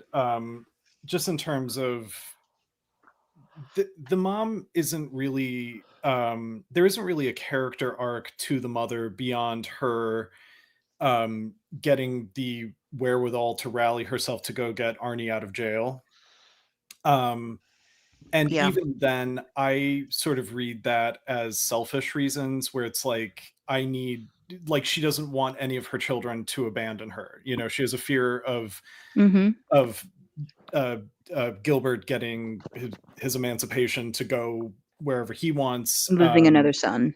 Exactly, right. And so it's not so much that Arnie might be scared in jail. I think it's that he is her property, and as Sara said, like, she acknowledges the sort of burden that she is to Depp in the 11th hour of the movie. And so the storytelling is a little dramatically skewed to, again, I think, just have the audience only recognize the burden that Gilbert has had on him while casting a shadow on the other children and what they've had to sort of put up with as well. So yeah, I mean, interesting character, really, as Sara said, really well acted. I like that she still has like a almost 1960s hairstyle. Yeah. She doesn't know what's changed. She has no idea where style's going or trends. She's been a agoraphobe for God knows how long. Do they acknowledge how long she's been in the house? Is it 10 years? Assume it was prompted by the father hanging himself, so it was maybe 15 years. Okay, well, yeah. And the only reason for the hairdo is like probably a sweat issue. Right. Yeah. Right. That's true. Yeah. And the thing with Arnie in jail, as you put it, like, so what's the crime? Criminal mischief? What? Yeah, probably. Trespassing? Yeah. They're probably tired. They're tired of him. Yeah. And I also thought when they were arresting him, I had this thought, like, oh, is today his 18th birthday? They can finally try him as an adult. Like, I didn't even think of that. For this day to come. I didn't even think of that. Fen says PC23. PHEN. Okay. Fen. It's still around, believe it or not. It's called Fentermine. Fentermine. Huh. I still use it from time to time. Look at PC-23 confiscating everybody's fen when he was on the job and keeping it for the rest of his life. He's taking. Thank God he did. I root for PC-23 to take all the confiscated drug money and keep it for himself. Put him in touch with Tamfran. Maybe she. Yes, can, that's a great. Yes, that'd be a great business. No, I'm not advocating that's a for great drug idea. trafficking. That's a great idea, and he's very close to where friggin' Chubby Pickle lives, so he could do the transportation with the 18-wheeler, and you got a whole operation going there. There he is. He just popped in sounds like we have our own Deppening drug trafficking ring now. I did not know Chubby Pickle was gonna pop. I did not plan it. There he is now. There you go. Good Lord, we love us some Chubby Pickle. Can we, since my time is ending soon, Yeah. can we move on to Juliette Lewis? Yes, and I have a thought before you go into it. Okay. Because I watched half of it. Again, I've seen it about 100 times in the theater, and I mean, it makes you thought I saw Astronaut. I must have saw that in the theater a dozen times. Then I had a descrambler, and it was on the descrambler all the time. Then I recorded it, so I've seen it. I've probably seen it a good 50 to 60 times, but it had been a long time, and I had these thoughts about. Not only did I say that Juliette Lewis is a much bigger movie star than Depp was at that time, do you think you could have reversed that, where Depp is Juliette Lewis and Juliette Lewis is Depp, and she's taking care of Arnie, and Depp is the drifter who comes into town? How would that work? I thought if they had a role reversal, that she was actually better with Arnie than he was. I mean, just from a gender bending perspective, it would be more interesting because, like Sarah said, the girls are probably, because they are female, are not expected to go make the money. They're expected to be the homemakers, Right. And so if Juliette Lewis was the one daughter who had to be the breadwinner, that would make it an interesting. I think that would add more layers to the story, perhaps. And that's her grandmother. She's traveling around with. Right. And that's a big thing now on YouTube, where they have like people drive. And Chubby Pickle could do this and have a great show. Thank you, Chubby Pickle, where he could just bring a fucking body cam with him and just record everywhere he goes. And he'd have a great YouTube show. It would take not much, and he could comment on stuff. He could edit it as he feels like it. That would be. I would put that on this channel, or you make his own channel, whatever. That would be great. Yeah. And these people film themselves driving around the country. They're just Van professional.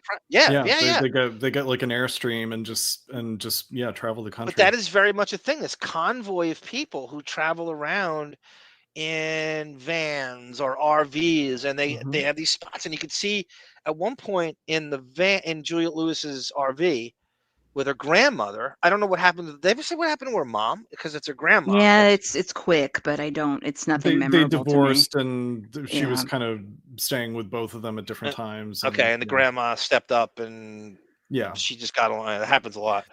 For Juliette Lewis to be that old and have a grandma that looks that young, by the way, is kind of interesting casting. She's exactly the same age as DiCaprio is. Oh, and Juliette Lewis is in that movie? They're in real life. They're the same. In real life, pretty much exactly the same age. Oh, wow. Both like 50, 51. Okay, so Sarah, what's your take on Becky? This is the second character that infuriates me for a much different reason. I'm bored. What the hell? Juliette Lewis is playing the same character she plays in every movie, and you might disagree with me, but Natural Born Killers.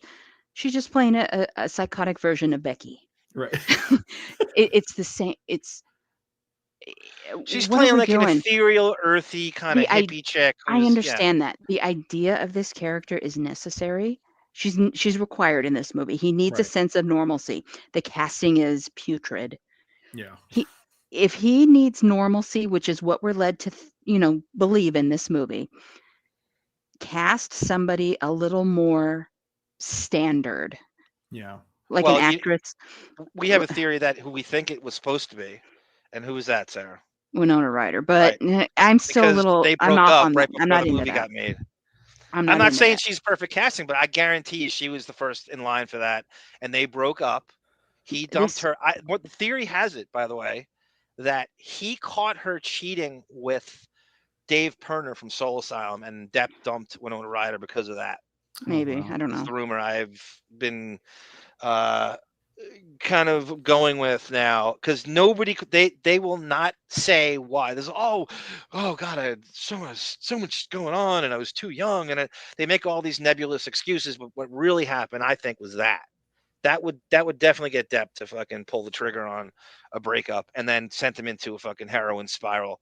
You know, she had done California, Cape Fear, and I love her in California, but Natural she just Born plays Killers. a mentally challenged version of Becky in California. Vacation, Christmas It's Vacation. the same. Oh, please. Yeah. That's not a Juliette Lewis movie. Big movie. It's a Juliette Lewis vehicle. I mean, yes, it is. even in Cape Fear, she is the bored daughter of Nick Nolte, who's like, this, you know, Robert De Niro seducing her in a classroom in her high school, and I mean, it's disgusting. But I see what you're saying, but these are ballsy roles for a young girl to do. They are, in a lot of ways, edgy and creepy, and not a lot of people would gleefully throw themselves into that and pull it off like she did. I'm not saying she's a bad actress. I'm just bored because it's the same thing every time. I also think she is not charismatic enough to be this character. Like she doesn't make a compelling case, if I was Johnny Depp, to think that there's more out there in the world. Exactly. Oh, I'm gonna wait a year for her. Why? Right. There's no options.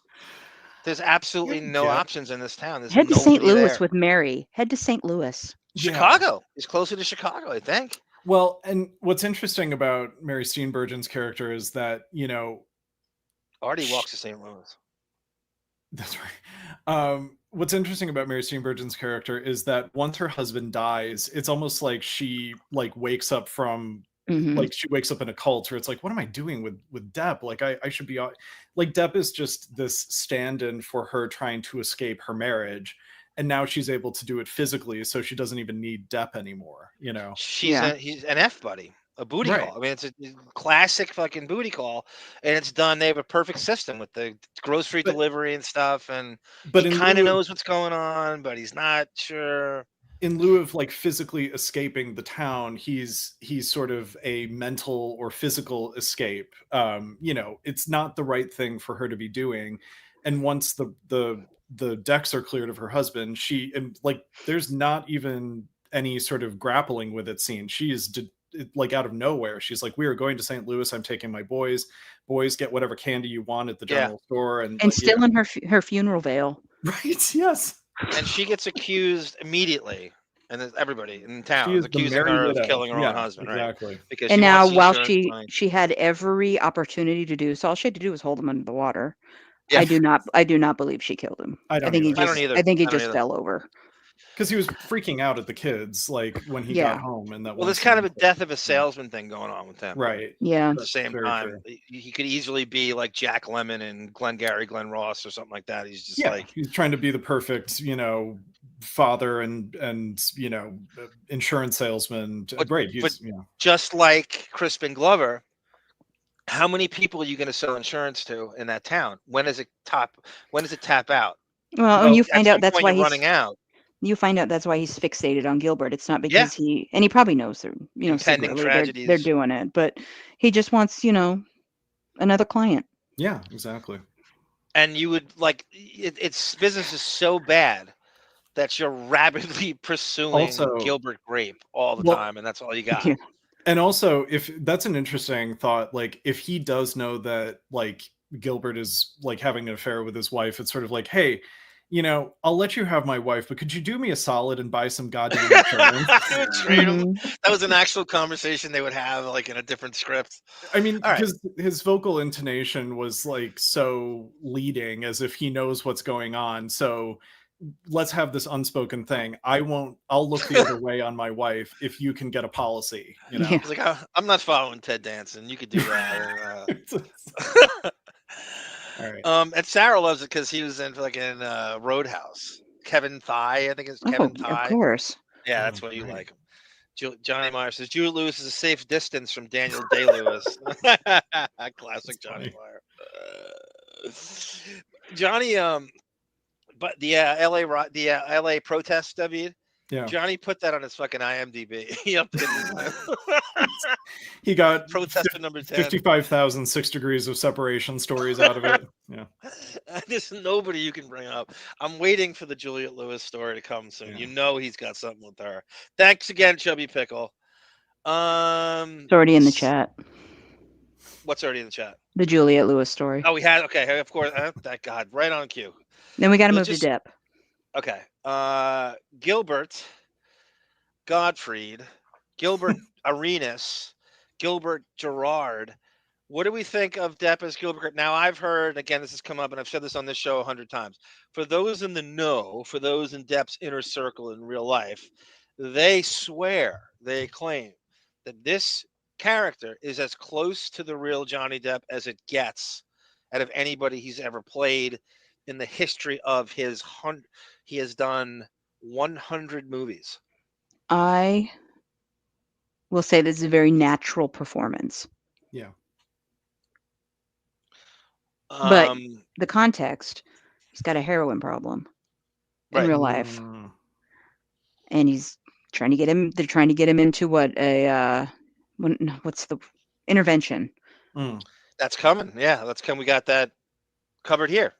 In fact, and now is it not clarified? Is it a known thing that they janked his teeth up a bit for this movie? Yes, that was done. Oh, I noticed that. Supposedly, he had a friend in Miramar that he based his look on, and the guy had like this crooked teeth. I think his name was Bones. Mm-hmm. And he had the red hair and shit. So it's some childhood friend. Welcome, Crazy Robin. If Gilbert had Crazy Robin as a therapist, none of this would happen. I think she would have snapped him out of it, without a doubt. That would have been a great Crazy Robin sessions with Gilbert Grape, and he's narrating his problems to her. That would be phenomenal. CCH Pounder in Benny and June plays a version of Crazy Robin. She plays like a social worker who has June as her client. Oh, okay. If you remember that. No, you but didn't I noticed that in the when Depp and when Gilbert and Arnie are trying the burgers. Yeah. Depp, I thought, had like a piece of burger in his teeth, and it's like, oh no, it's chipped. Like something's weird with it. Yeah. And then him and Juliette Lewis laying in the field, right? When the sun is beating down on the mouth, he's extremely pale. He looks gaunt. Yeah. And the teeth are janky. So I know that was further down the road when they really hit the skids. Yeah. But yeah, that's why I was wondering. And Arm says yes, and Arm thinks he knows everything. Is your first instinct now as a broad? Oh, he doesn't look good, and he needs to be more attractive for me. I don't get see that you're missing. See, that's the point of he's not supposed to be. When there's no dialogue, yes, you look at the physical. Right. Well, then you don't cast him because he's not supposed to be, in the book. I hate him as a redhead. I just got to say that too. Yeah, well, I don't know. I'm trying to remember if the book has it. If that's that's just Depp trying too hard to be eccentric. Let me do it after my friend Bones from Miramar, and I'll make his hair red. And fucking Lasse Hallstrom's like, is that really necessary, Johnny? I will say he needs something quirky at all times, and that's all he's got. I also need a proof of life on Bones because I don't think I believe that story. This guy named Bones. Okay. I want to see. I'd love to see it too, but I've read that a few times. It could be fake. Go ahead, Davyd. He also, I'm assuming this was like a year or two between Arizona Dream and this. And in Gilbert Grape, he does look a little fuller faced, like the kind of 21 Jump Street. Maybe it's the hair, the way his hair frames his face. It just looks a little fuller. Maybe when I say gaunt, I mean like he's so pale, he's translucent. Right. No, I'm leaning toward that now. His skin. No, you're right, because it's all heroin. I mean, also too, you're filming this shit in Austin, Texas. That fucking beating sun all the time. Right. And I'm guessing it's like the winter or when they filmed it but you'd think you'd have some semblance of a tan. And I'm not saying George Hamilton, but to be that pale in Austin, Texas, and a lot of that's outside. You're shooting it outside all the time. Right? And he still has no color.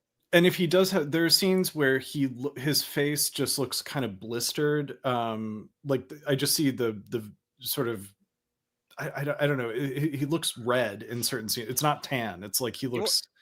Well, here's something interesting. blemished. I'm trying to like, I don't know, put together. It's not even a. Winona Ryder, as we say, she passed this book along, and she's kind of why this movie got made. And you'll find out she goes on to do Reality Bites at the same time this is done, after they break up. And Reality Bites is also shot in Austin. Isn't that strange? It's almost as if she signed on for the movie and then said, "Oh well, I'll do something close. I can't do." And hey, here's Reality Bites. Ben Stiller's shooting it in Austin, Texas too. Do that. And they have her with Ethan Hawke and shit. It's bizarre, right? That she just happened to be doing another movie shot in Austin, and so is this. I'm looking up the shooting dates for both movies. I wonder if they specifically have it like to the date, but there's a chance they could run into each other and stuff. And Austin at the time, I think that was when it first started to become like a burgeoning, music scene. This hip thing. You want to talk about like an epic era movie that defines an era? That would be Reality Bites. That's my high school. It is.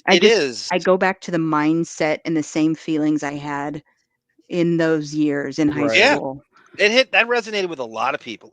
Anybody in Generation X, and you're a little lost in your, post college and stuff, and you're going, what am I going to do? I don't, and you're all those thoughts about what's next, and I just want to have fun, but at the same time, what's going to happen to me? That really resonated to that lost MTV Generation X of sort of ne'er-do-well slackers. I use a Jeanine Garofalo word, and she's in the goddamn movie. Right. Yeah, I can't. I'll keep looking, but I just wondered if the shooting dates overlapped at all. But it looks like Reality Bites came out in '94, so maybe she was there. Same time, yeah, same exact like couple of months there. Yeah. So then we got Sarah's take on Gilbert. What's your take on him psychologically? He's complicated, Is there somebody gives him the ball, as Depp would say? Somebody hands me the ball, run with it, do what I can do until I get tackled. That he could have potential if his brother in another state or some friend of his forges another path and says, "Hey, Gilbert, come." But again, he's this torn responsibility to his family, which he feels burdened by. Yeah. There's more going on than you think. But like that, the subtle sarcasm's constantly there all the time. He's cynical and he's jaded and shit. What's your take on him, Davyd? I don't see him as cynical. I mean, I actually thought he would be a lot more impatient with Arnie. He's mostly very patient and loving with Arnie, except for him eating the second cake that he goes out to buy. Yeah, you can be patient in that town because no one's in a rush. No one's going anywhere. Who's going to tell you to rush? There's nothing to be expedient for. Yeah, so I see him as, I mean, he's just sort of a victim of circumstance. I don't think even Juliette Lewis asking him, like, what do you want? Say it as fast as you can. Yeah. And he can't. He doesn't. And the first things he lists are things for other people. Like aerobics for his mother. Right. They're doing that. Like, don't you have any self-indulgent thoughts at all? He's selfless, but at the same time, he wants to be a good person. That's what he wants for himself. So I think it's again, we keep coming back to this, but I do think it is a skewed story in the sense that, the story has to be about someone. So they chose Depp, and it is skewed in a way that makes him more sympathetic, where, he could be just as the eldest sister, the 15-year-old sister, could be just as ambitious or have as much potential as he does. But it's not focused on what their specific trauma is as much as it is about Depp's. And yeah, I would love to have seen much more of the older sister. I really would. I would love to have gotten into her head. She's excellent in the movie. But I think what makes it less interesting is, as Sarah said, like they don't have a boyfriend, or they don't have someone they're having an escapist affair with, or they don't have a job outside of the house. And so just by virtue of making a movie story interesting, it has to be about Depp's character. I don't think Julia Lewis had sex. I don't think they actually. No, they didn't. They just slept in the field. Yeah, they just slept. He woke up, didn't know. Yeah, there's no way he never. I mean, you imagine having blue balls for a full year after that, when she goes away, and you're just waiting for that one RV to come by again. Right. That's blue balls. Are you not aware of how boys handle that? Literally. Who's he? I mean, where are you masturbating in that Grape household? And the basement, no one will go down there. How are you going to pull your Gilbert Grapes with all those people around? So I think that it's sort of it is very similar in some ways to the setup of his character in Arizona Dream, where it's like they are similar, actually. Yeah, I do. Axel, the people around them are actually more interesting in some ways, but the story is told through the eyes of Depp as, you know, just the observer of all of the voice of reason, or the guy holding it all together. It's kind of a thankless the guy holding it all together, I would say. Job. Yeah. You're not getting, as an actor, it's a boring role. You're sort of like, you're trying to make it interesting, but everybody around you, like you said, is this circus of like, you know, Faye Dunaway could be the mother character in Gilbert Grape. Juliette Lewis could be Lily Taylor.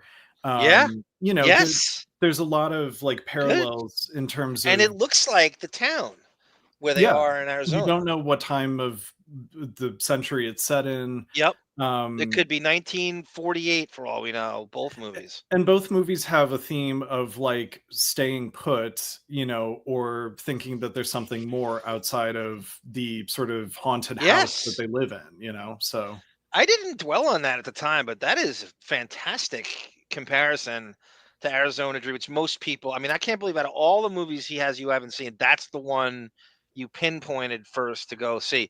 And it's solely because you work with both Jerry Lewis and Faye Dunaway. Right. There's old people in it, so of course I'm gonna watch it. But as a result, I think it just makes Depp's characterization very, you know, it's, as Sarah said, it's very natural acting. I'm sure the drug-induced circumstances helped with that. But also it's not a character that, like, I want to see this character after he experiences the world and discovers like what he actually wants. That isn't just about, you know, taking care of others. You know, that's where Johnny Bye said before, like, you could do like a sequel to everything he did in the 90s. Right. But it's funny because if this movie were bigger when it first came out, maybe you could have. Maybe they would have thought to do that, because it didn't do shit. And he has. It's so bizarre with this hindsight, this thing we do now where we kind of, the movies, Ed Wood did this, Gilbert Grape did this, and Scissorhands. They both became, all three of them became huge in hindsight, and they weren't big when they came out. Nobody, Scissorhands did okay. Scissorhands made like, I think 50, but it is such a household name. Edward Scissorhands is a name everybody knows, and yet it didn't really do much at the box office. It became bigger as it, and Ed Wood is the same thing. I'm responsible for half the box office of Ed Wood in Patchogue, in the multiplex in Patchogue. Nobody saw it. And now everybody's quoting fucking Martin Landau all the time, and Howard's playing those drops, and everybody you talk, oh, I love Ed Wood. It's great. Where were you when it came out? And Gilbert Grape is the same thing. They just did the article in Entertainment Weekly. Nobody saw it in the theater. So if people had seen it in the theater, you could have done a sequel. I bought it the day it came out on VHS at Musicland in the mall in Salem, Oregon. Yeah. And then DiCaprio becomes a bigger star, right? Because of Titanic. And then you go, oh shit, him and Depp are in the same movie? And people who didn't know that at the time of going back, like, oh, Johnny Depp and DiCaprio in the same movie? That's crazy. When was this? And so it became bigger, like, way later. It's so weird. Well, I always use the example of, I know I've said this a million times on this show, but Julia Roberts does Mystic Pizza. So the movie she was in with what is it, Summer Girls? Lily Taylor. No, Satisfaction. Satisfaction. Right. Justine Bateman. Justine Bateman. So like Justine Bateman has top billing before Mystic Pizza, but then after Mystic Pizza, like Julia Roberts gets top billing when it's released. And then when they remake like the movie box, they put her face prominently over it to sell it, even though she's not remotely the star. Right. PC23 says, I always hated Ryder and Lewis. Depp and Pitt wasted precious penis time with both of them. There's all sorts of room. Every movie Depp's ever done with a female co-star, he's in between broads at this time. So he just breaks up Winona Ryder. And then Kate Moss comes after this. And we're to believe that, and Juliette Lewis is supposedly with Brad Pitt while this is going on. And yet they both deny anything happened. I've heard that something did happen with them on that set because there's no one else. I mean, who knows? But that's it's an interesting little resume gap in Depp's broads. That one little time, the transition handoff from Winona Ryder to Kate Moss, and there's that little time, and it's even like Vanessa Paradis and Kate Moss. That's where Ellen Barkin came into play on Fear and Loathing. That's really interesting. When Winona Ryder goes on to make How to Make an American Quilt to learn to sew to make a dress for Kate Moss so she can sew. What a crazy reference. I know you people and Little Women and How to Make an American Quilt. All the girl movies. I will take them. By the way, thank you, James. We have a James, and thank you for James. I can't talk. Thank you, James, for the Venmo. Oh, you can't see it on. Thank you, James. You can't see it. Yeah, you can't see Venmos on the screen. I've been having trouble doing on YouTube, paying through YouTube. So I just the Venmo works great though. So good. I prefer it. Yeah. No 40% taken by Google. No middleman. Right. Crazy Robin can see the future rising. Crazy Robin's fire. I'm gonna be your Crazy Robin in motion. On that note, Gus the Grasshopper is going to exit. Oh no! Much in the gas tank. Boom boom. Come on down, buddy. Sarah, it was good to talk with you. You too. I will be on before you know it again. Oh, no. Here's the next one with Sarah. And I don't know if you're going to do the Benny and June review, but the next one is clearly, which is booked, the Kathy Lee Gifford versus Howard show. Oh, yeah. Yes, I will That's going to be fun. That's going to be I will be on that whole series. I'm sure you'll stretch it out to 10 parts. To punish Sarah. It ain't going to be one. That's a long feud. That is a crazy feud they have. Yeah. And you know who's going to star in that?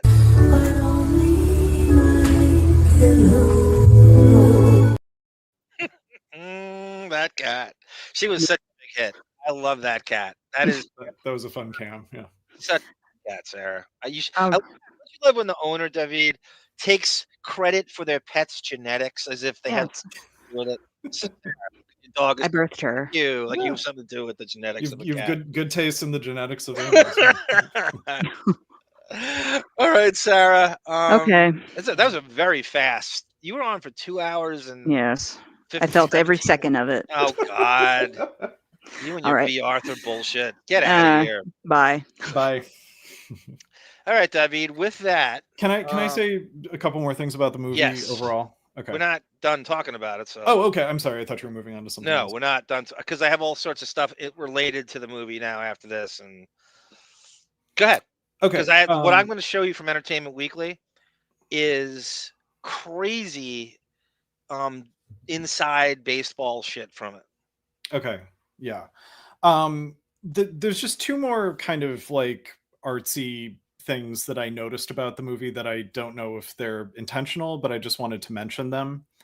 The first is some of the imagery stuff. So I love the notion of that floor that's sinking over the basement, and the dad hung himself from that floor, so he's pulling it down, but the mom is pushing it down with her weight. There is a scene, a really sad scene, when the mom dies. He runs down to the basement and starts destroying the support beams that Tucker put up. Yes. And he has this rage, and that's really Depp, like in a really believable rage. You think that's the real guy. remember, so there's an article written on him. This is at that famous piece in Rolling Stone with Stephen Roderick that we spent time in England and stuff, and it was a really big ass reveal. It was one of the best articles I've ever on a celebrity. Yeah. 2018. So there was a follow up in GQ that Depp needed to qualify or explain things, or so he felt he was sandbagged by the interviewer. He felt that he was what do they say? What's the term when you sandbag is one word? Set up or cornered or oh yeah, it's a literary word. I forget when you're misrepresented in an article. It's a word misquoted or it's something. Anyway, so he does damage control and does an interview for GQ, and it's just as long. It's like comes out like 3 months later, and defamation's a word, but it's different. And so the writer in between, while he's interviewing Depp, goes to the bathroom and he cuts through what appears to be just some foyer thing, but it's actually like a bedroom. And he's snooping around and he sees notes on this table, and it's Depp's writing a book. And the guy just starts staring at the page that's open. And in the book that he's writing, which has not come out yet, this is now 6 years ago, this was written, this thing, and you think Depp's chronicling a time in his childhood when he had this huge fight with his mother, and he goes out onto the front yard and starts bashing a palm tree with a baseball bat. Okay. He takes like a baseball bat out of the garage and starts wailing on a palm tree in Miramar, Florida, which is obviously, Miami, palm trees and all that shit. So that was what I feel like he was channeling that scene in the basement with the board support beams, because it's exactly what I visualized when the writer wrote that. Definitely. No, I mean, I think, and maybe in some ways that is Depp's, like you said, people describe that Gilbert Grape is the closest to the real Johnny Depp. And that checks out with me just based on what all of you have covered or we have covered, where he wants the people around him to get what they want, whether it's Sal Janko getting 6 figures to go through his divorce or getting, like really overly generous magnanimous kind of things. But then at the same time has like these rage issues that I think he's holding it against you. He's taking receipts and he's holding it against you. If you turn on him, he will say, I just fucking paid your mortgage and kept you from being homeless. Right. You turned on me? That's with the Gilbert Grape character, that's another layer that, how we always say about Artie, where it's like he's loaning Dan the Song Parody Man all this money, hoping that he'll never. I thought you meant Arnie Grape. I misheard. Artie Lang. No, sorry. But this idea of loaning him money in the hopes that he never pays it back, so Artie will always look like the victim. Yes. Like you're. Instead of it just being outright generous, just take it. It's not. There's nothing attached. Just take it. Right. And so with Johnny Depp or with the Gilbert Grape character, this idea of being selfless as a brand, but it is also sort of that there is the transaction part of it is that I will be selfless, but then I get to get all the sympathy, in return. Like I want the either performative or actual sympathy from the family, from the townspeople, from Juliette Lewis, that is another. Yeah, it's almost like a win-win. You're setting yourself up to be like a generous victim where if it turns on you, I can always go back to that. And there's that list, and I'm going to actually do that in the shorts. I'm going to narrate the thing of all the people. It's Sal Janko. And he went to this crazy divorce. He's Blowfish on Jump Street, his best friend from Miramar. He saved him and he was going through this crazy divorce and getting cleaned out. And Depp, I think, threw him $400,000. Right. James Russo, the actor from Brasco and The Ninth Gate and Public Enemies, he's giving him roles all the time too. Yeah, right. He saved his family from being homeless. Right. I think he was like behind on mortgage payments or something, house payments, and he saved him. His friend, his nephew, William Rassel, he bought him a house in Kentucky. So when they did this, it was towards his business managers that said, "Oh, this is what he's spending his money on. This is why he's broke." Now, that's very noble, but they're saying it's not us. This is who he's helped out. Right. We're not saying that, oh, this is some crazy. He's broke for a reason because he's throwing money at everybody in his life. Right. Keep them in his life. And there was a list. It was 6 people, close friends and family, that he helped out.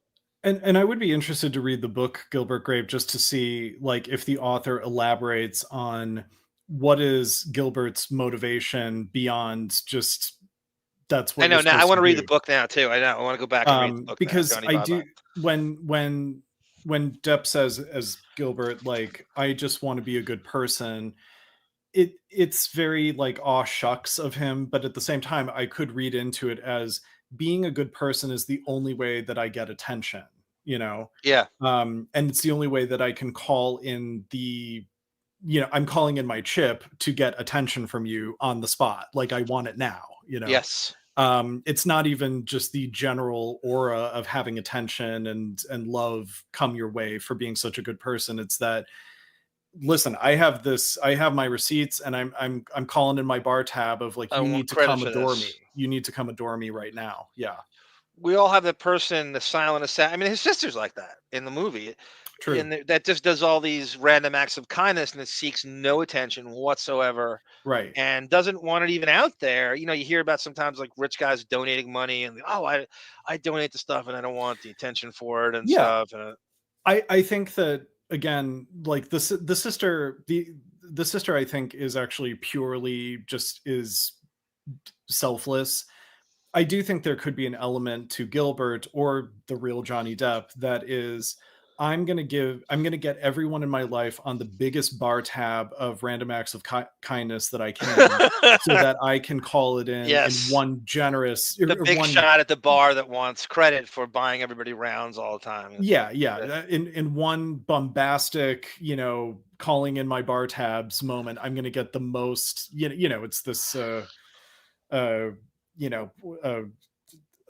God, never mind. Sorry. I lost my train of thought. No, that's Joni goes, I'm a redhead. And I thought it was very believable to have a redheaded man. Yeah, that's true. That's true. She's got to love that. I forgot about that. And again, she's pure Irish and she's got to love that.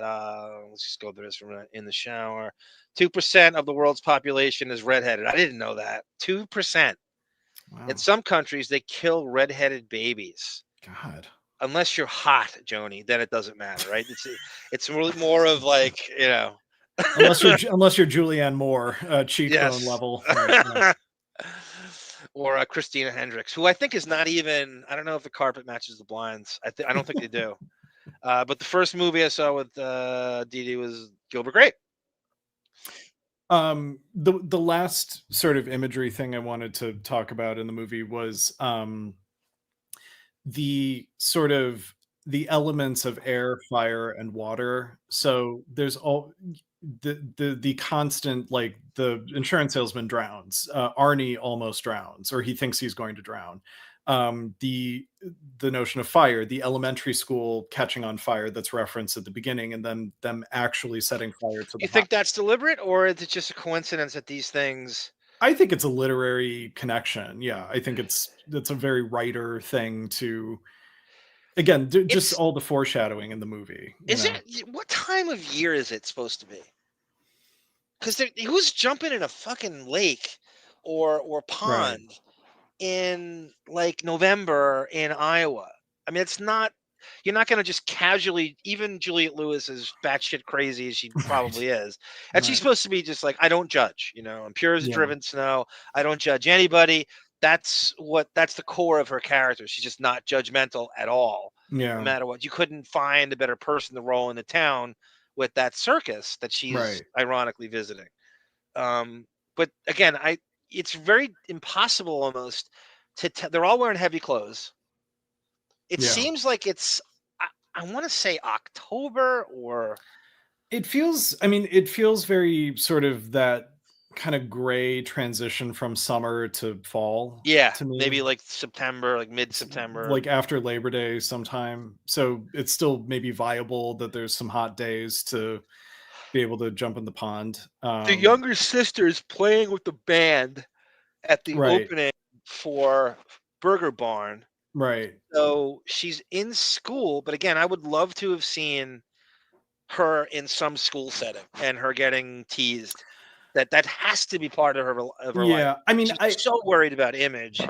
As much as I have been complaining about the story being super skewed to Johnny Depp's character, if they had spent too much time with the other sisters, I would have felt like it's like they're trying to make a soap opera. You think Lasse Hallstrom's worried about not having Depp on screen the entire time, which he normally is?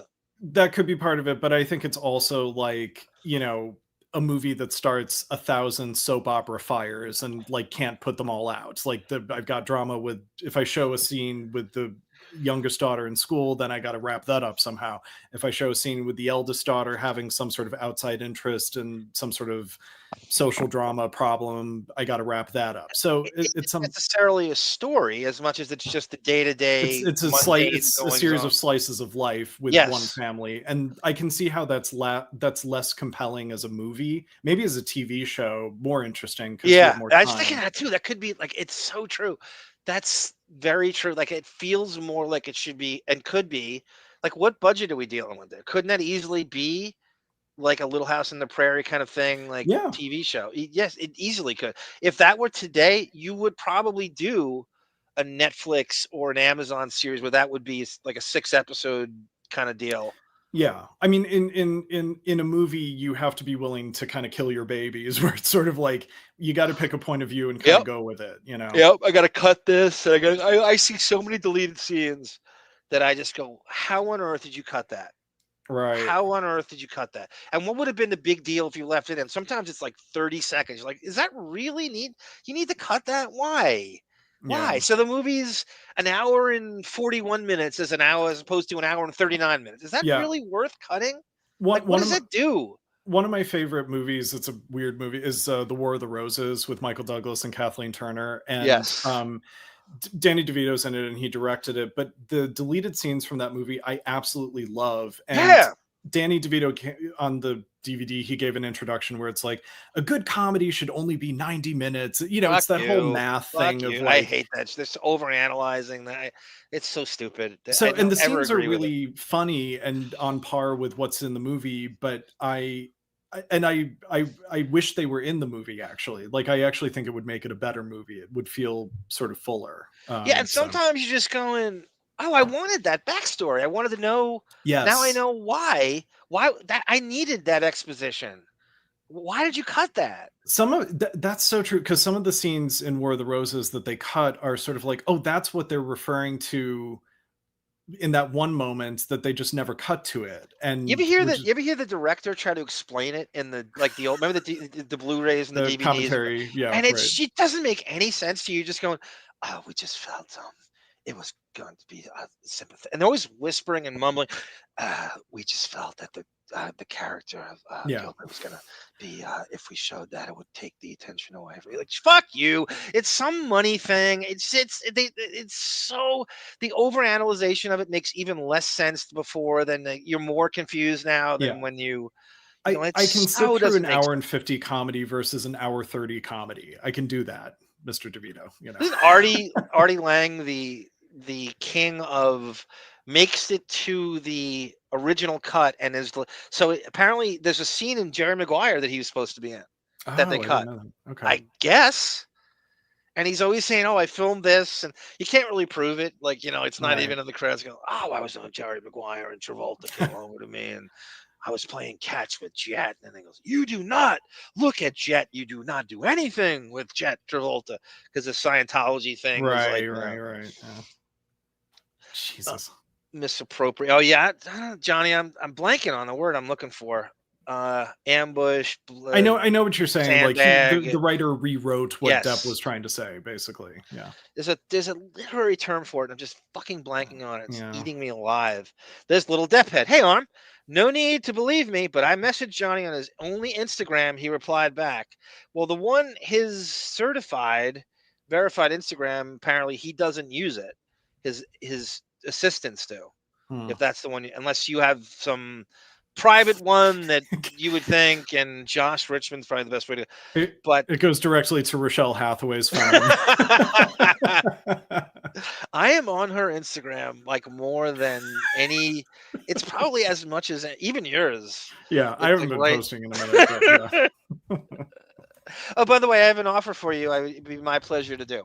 Yeah. Would you like me to make your music into shorts, and I will send it back to you so you can post it on your YouTube channel? Yeah, you send it to me, and I'll turn it into the video format that it takes, and then I'll give it back to you. I'll be I'll let you know, because I'm going to be starting a whole new. I'm kind of refurbishing my YouTube channel and starting a whole new series. Okay, but part of that is developing sort of shorts that I can post. Refurbish this, pal.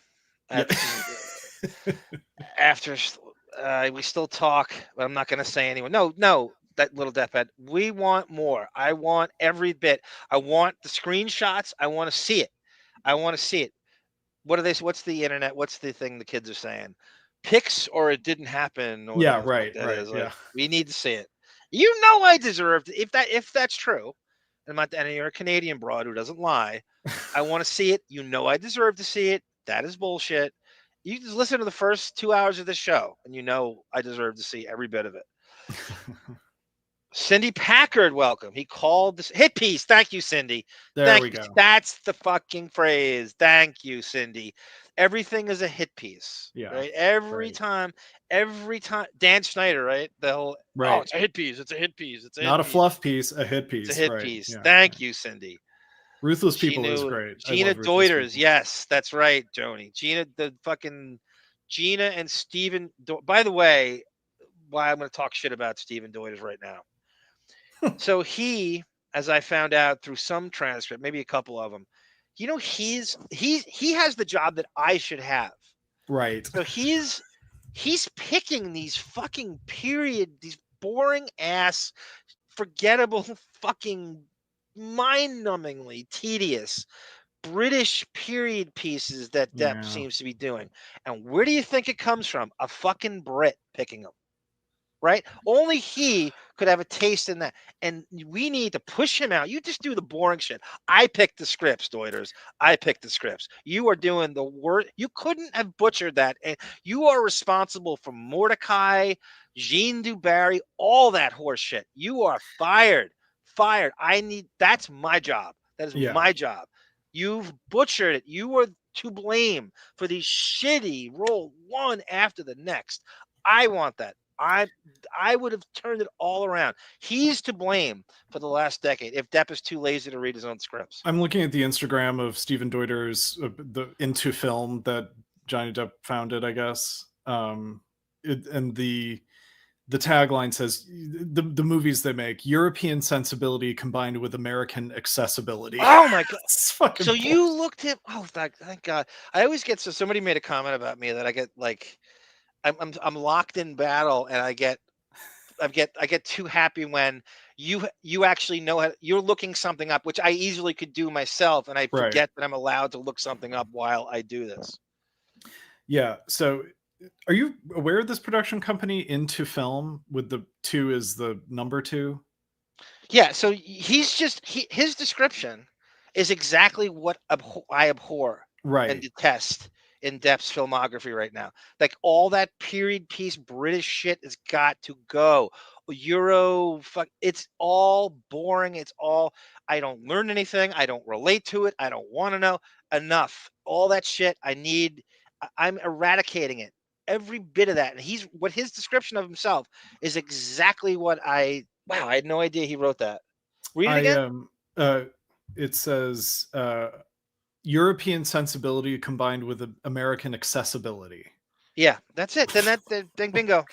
He is to blame for all the Mordecai and John Newberry fucking horseshit. All of that pretentious British shit you just check out, whether it's Waiting for the Barbarians with Sara. I think that's Sarah's most hated Depp movie. Yeah. She said she couldn't make it 20 minutes in. That's coming from him. Without a doubt, we're on to it. Johnny Depp, Stephen Deuters, Stephen Mallet, Vivi Stone, Gina Deuters. Yeah. Okay. So I'm looking at I'm going to reach out to these people and see if they'll listen to my music. That's somehow.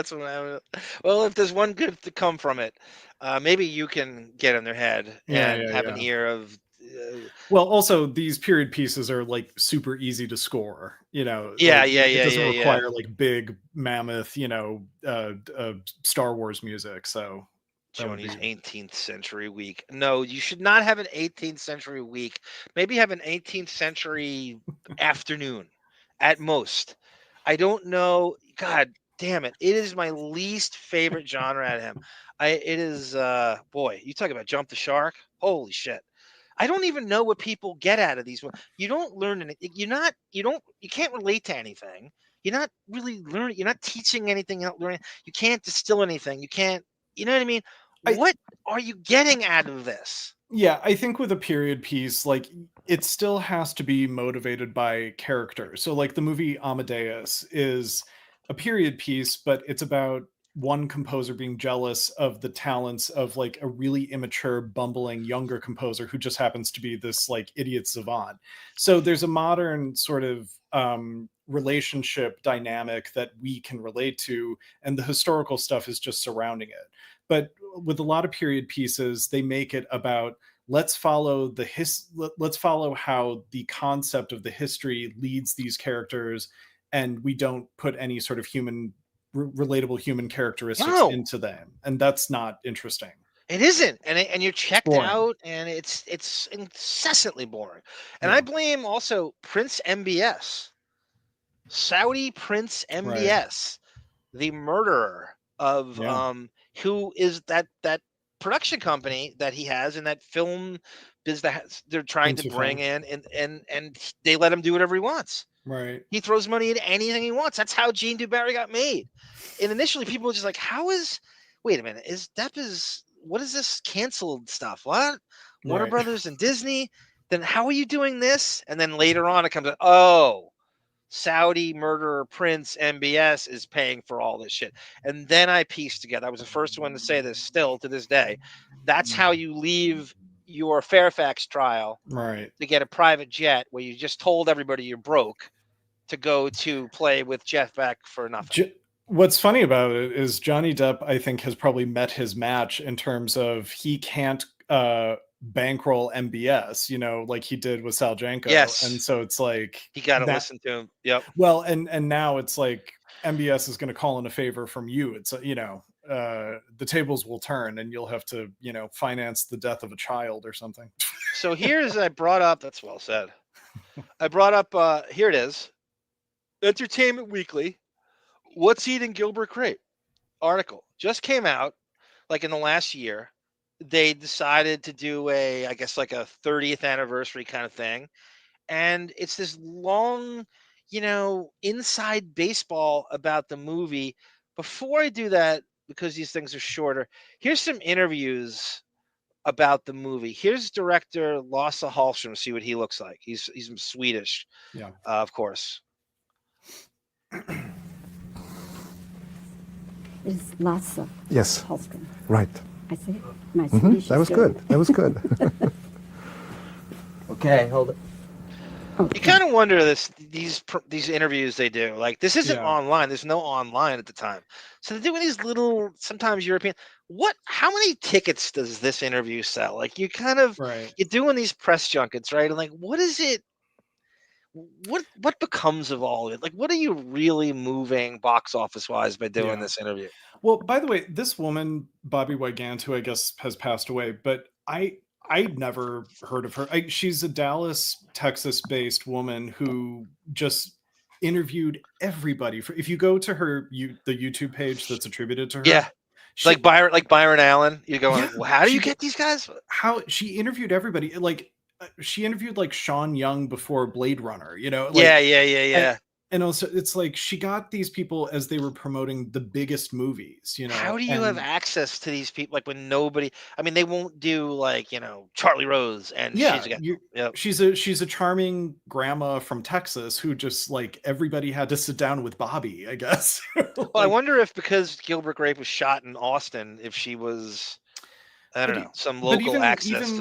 Even movies that weren't shot there, she was getting, and I guess my point is like, were they only broadcast in Texas at the time, or they weren't national interviews, but yet she got interviews with everybody. Depp did an interview with her.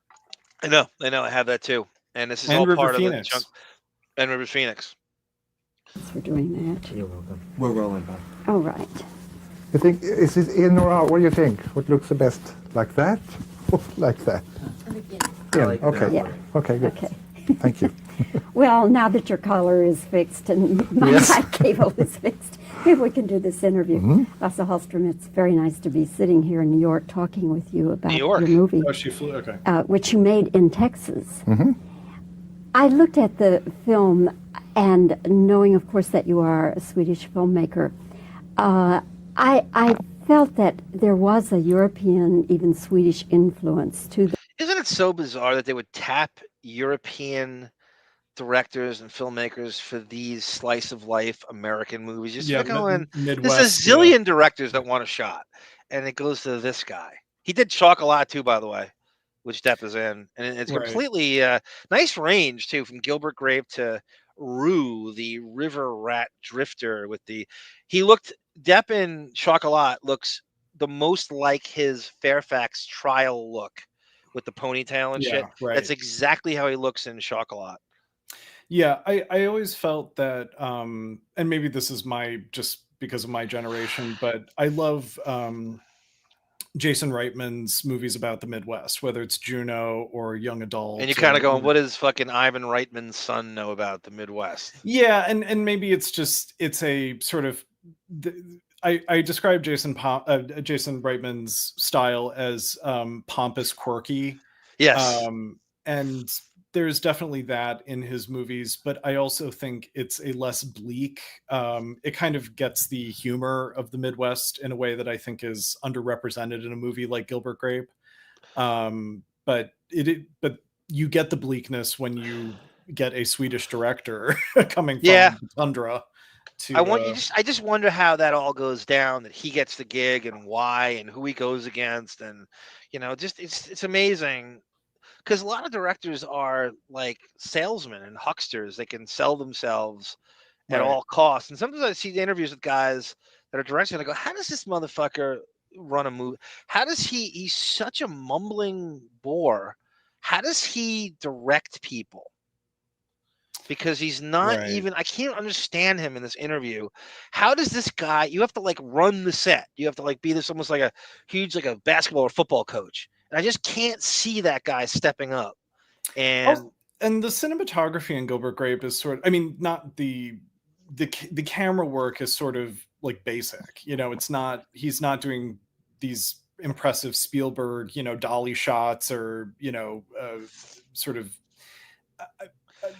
what is he bringing a great performance out of the actors, or like what is his? That's now how do you gauge that, right? Like what you like? Oh, it's like a coach. It's like a sports coach.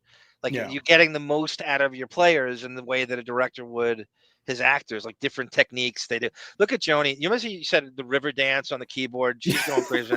This is her right now. Oh, she did so many good interviews. So this one especially, she loves this because with Chocolat, she went the river dance on the keyboard, because you're combining Irish, because Depp's supposed to be Irish in Chocolat, but it's a French name, and she's all over this.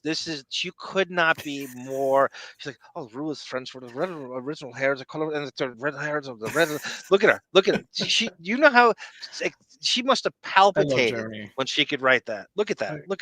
I want to do a show with Joni. Joni, if you want to, we haven't done a show together, I don't think. I know it's a different time zone. She could definitely come on for. Especially if this goes to a part 2, because I don't know if I'm done. I got so much in that fucking there's a lot to talk about with this movie. Even if we watch that 20 minutes of Chocolat, like if Joni wanted to, we could fuse Chocolat into this. Yeah, look at Johnny Bye. Depp is going to use MBS's bone saw on the next teenager he dates, or take her to court. Holy crap, he is vicious. You talk about contrarian. He is vicious. He must be the moderator on Depp Delusion, right? He would have he could jerk off to that site all day long. If you go on the Depp Delusion subreddit, it is crazy. They're just like him. It is like 20,000 people, and it's just like him. And in some ways, they're so rabidly hating him that they know the most. They know more than the actual Deptfords do, because they're looking for dirt at all times. Well, right. I mean, that's the problem with being like a super fan that is unwilling to acknowledge flaws. Yes, is that you refuse. You're missing a whole. Yeah, you refuse to even read about the bad press, right? So that definitely, if we do a part 2, Joni's definitely on for a part 2. I think we're gonna. I don't know if we're gonna finish. I have too many interviews here and shit. Yeah, and it's easy for me too, because you know how hard I work on these sometimes. It's it takes all, and I hate just it's just one and done, and I don't. You want to. If I'm working on this all week or 2 weeks, I want to make it count. And I don't want to bore it, but I do think that this topic and this movie and these actors warrants real estate. Yeah. Not 3, but 2 parts is like really good, I think. By the way, can I, before we look at how quick she wrote you back. I can do that. Davyd. She combined Sarah's name with I can arpeggiate all day long. I would love that. She's obviously like very literate. She has spelling errors here, so she's probably typing like or speaking into it or phone or something like that, and it's like miss. She would never misspell arpeggiate. That would be great. I would love that. But no, I wanted to say also about the score of the movie of Gilbert Grape. Right after yes, because I want to. So Johnny Bye goes. Come on, John. You know Depp hanging out. Yes, Johnny. Nobody shits on him more for that than I do. This guy is a killer. Yeah. Prince MBS beheaded. What was the journalist's name again? Oh God. Oh God. They killed him. They had him killed because he knew. Oh damn it. And he's a murderer. He's a bad guy. Really bad guy. Jamal Khashoggi. Assange. Julian Assange. No, I have Jamal Khashoggi. Okay, so there's 2. Is it Assange? Dissident journalist that was killed by agents of the Saudi government. Okay, that's it. That's his bestie. And his, from Roman Polanski to Marilyn Manson to this guy, he is the worst fucking friends on the face. Just reprobate. He thinks they're like, outlaw, whatever he's attracted to. They are some of the biggest pieces of shit running around. Khashoggi, is it Jamal Khashoggi? Yeah. Okay. And by the way, I have a ton of documentaries on this with this guy. I have 3 of them. I think they're all PBS. Kind of. What are the series that they have? It's really good. And I will send it to you. Yeah. Outside the Lines or something like that. I forget the name of it, but yeah. So and I don't know. In order to be impartial and to call it like you see it with Depp, you must acknowledge he has the worst, shittiest, reprobate, felonious, horrible, and let's not forget Beachy Colcley. They are the worst people on the face of the earth. And the worst thing is the Deptfords just go along with anything. Like kissing these people's asses on Instagram is the worst. My skin crawls when I see Beachy Colcley posing with fucking dogs and this dumb guitar and his shitty music, and they're going, "Oh, Beachy, you're Johnny's best friend. Thank you for keeping him safe." Oh God, it makes my skin fucking crawl. You know what it reminds me of? When I was in elementary school and wasn't sort of like to the point in my awareness that I was gay, I had a crush on this girl named Carrie who was she like a Garofalo type? No, she was she actually looks like kind of a sandy blonde version of Winona Ryder to some extent. Like she had sort of the kind of whitish face and everything, but she I had a crush on Carrie, and then, but also like weirdly had sort of mini crushes on the people who were her friends, because I was afraid to talk to Carrie, and so I projected a lot of like importance on the friends that she hung out with, and it sort of turned into little mini crushes. Like, wait a minute, isn't this Paul Rudd's character in Clueless? Oh, maybe. Isn't that the plot of Clueless? I haven't seen Clueless in so long. long. Go ahead. I'm sorry I interrupted you. No. But it's sort of like, I don't necessarily have crushes on her friends, but because they know Carrie, like I think that they're so important. Yeah. I just project all this kind of vicariously through his friends. Like you're suddenly you're making his immediate circle out to be more than they are. I know, that's exactly right. That's a great comparison. Yeah, the Deptford wives going like, I never realized how attractive Alice Cooper is before. Yeah. Oh God, the Hollywood Vampires is the classic example of who you going to Joe Perry and Alice Cooper playing, and there are these 26-year-old girls in the fucking crowd. You've got to be kidding me. Alice Cooper. Yeah. Who they would just think is the biggest fucking dinosaur rocking joke of all time. If there wasn't some tertiary connection to Depp, and they think, if I like Alice Cooper, Depp will marry me. I mean, isn't that really where this is all going? Yeah, right. The same girls who are going to Taylor Swift's Eras tour are showing up to an Alice Cooper. It is. It's the same demographic. It's the same ilk that does that. It is. If I write Beachy Coldclee, how great his music is and how cute his stupid fucking dog is, that Depp will marry me. That's my in. That's my connection. And I mean, this guy, please do yourselves a favor. If you're not, look up Beachy Coldclee getting kicked out of the Irish Psychiatric Foundation for sexual misconduct with patient after preying. It's like Letterman on the CBS. It's probably worse than that, because I think this is actual rape. Yeah, it's casting. I mean, it's not even casting couch. It's therapy couch. Like,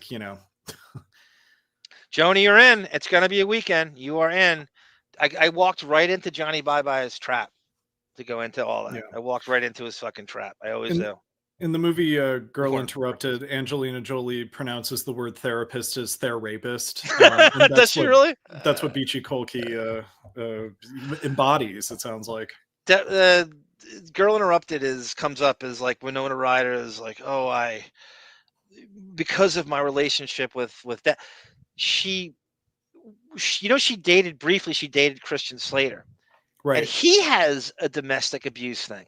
He got arrested for slapping around his girlfriend, I think post or pre Winona Ryder, which I did not know. I mean, that's like when, the media was. And so Winona Ryder, she talks about, she goes, my first boyfriend was really violent and angry all the time and throwing shit. And she's talking about Depp, but she wouldn't name him. And so they didn't use her testimony in the Fairfax trial.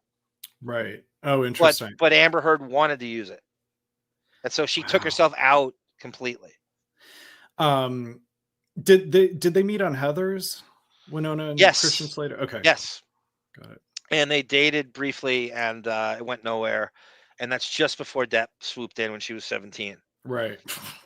That didn't kill River Phoenix. No, well, that's a fascinating. The whole Viper Room thing we talked about before, MIA, with John Frusciante, and people still believe Depp has something to do with it. There are many people who believe that he concocted some speedball thing with John Frusciante, gave it to Phoenix, he drops dead, and Depp gets the role of Gilbert Grape. Well, even in the Corey Feldman interview that we watched at the beginning, where he's like, and Rivers' last night on Earth was at the like he's trying to stir the pot to point fingers at Johnny Depp for the killing, quote unquote, of River Phoenix. Okay, music. We talked about this even when we the music composer and the soundtrack and the musical score. I said to you, I go, even before you watch this, I said, you're going to love the musical score. It's really melancholic. And it's like someone like Bruce Hornsby would have done it. Yeah. It's got this, Midwestern melancholy, and it's haunting throughout the movie. And even that, would you say that's a what kind of guitar are they using in the riff? There's a lot of there's a lot of like bluegrass guitar, like it's a lot of bluegrass ensemble instruments. So whatever. I mean, Bon Jovial knows more guitar lingo than I do, but it's that kind of ensemble for most of the movie. There's a lot of piano driven stuff, but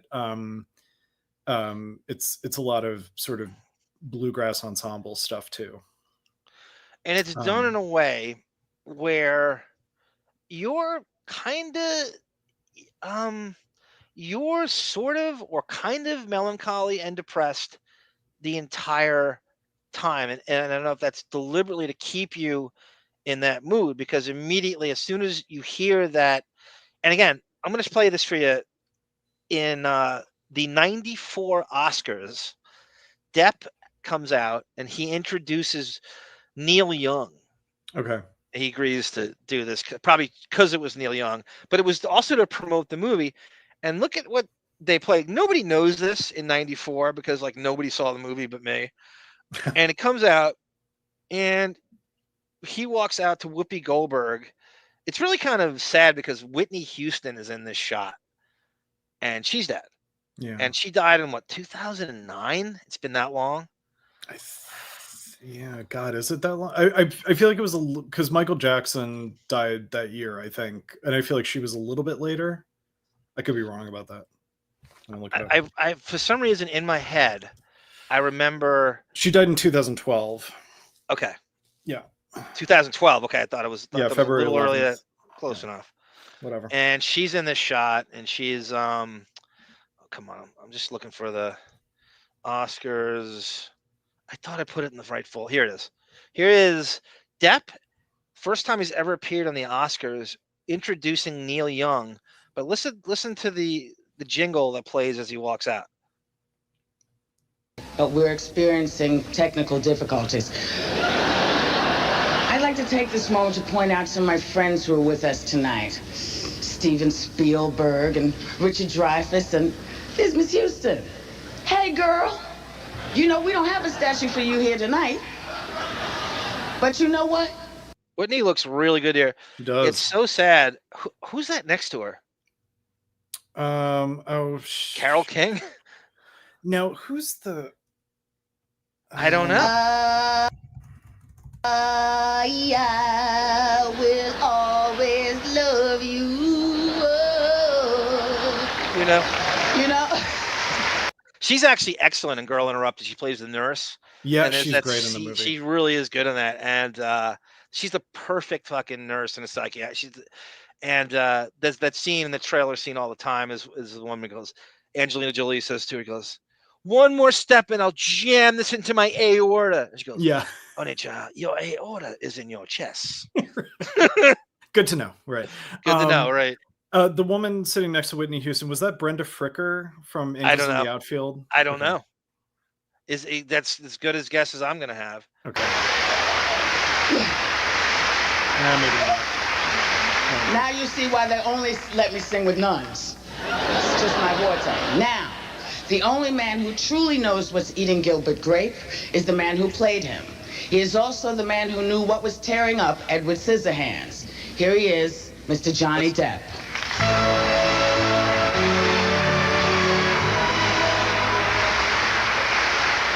So people watching this are going, I'm the only one going, oh, that's the Gilbert Grape musical score. Yeah, yeah. And no one saw the movie. So they played that, and I give the band credit for playing that, but nobody saw the movie. You know what they do for the Oscars Pit Orchestra is for every category, because they only have like the first little bit of music. So they have a page where all 5 nominees, the music for all 5 nominees are there. And once they announce it, they just have to go look for that first couple measures of whatever movie was announced. So yeah, it's an interesting, it's interesting that they would have picked that and not Edward Scissorhands, quite frankly, because it's a more kind of iconic score. Gilbert Grape made $10 million worldwide at the box office. Wow. And that's what, it's the movie, everyone knows it. Right. To this day, for some reason, it's bigger now than it ever was when it came out, and yet it made $10 million at the box office, and they played that. I also feel like the title is like a ready-made punchline for lazy sitcom writers too. You know, like you can parody that title in so many different ways. Yeah, well, you know, the trailer or the log line, it says life is a terrible thing to sleep through. Right. And that director Lasse Hallstrom said, well, that's not the greatest way to sell a movie. Why the hell are you going to go to the theater and spend your time and money when we're telling you on the poster life is a terrible thing to sleep through? Why would you want to watch this guy sleeping through life? Right. Yeah. And he thinks that helped kill the movie at the box office.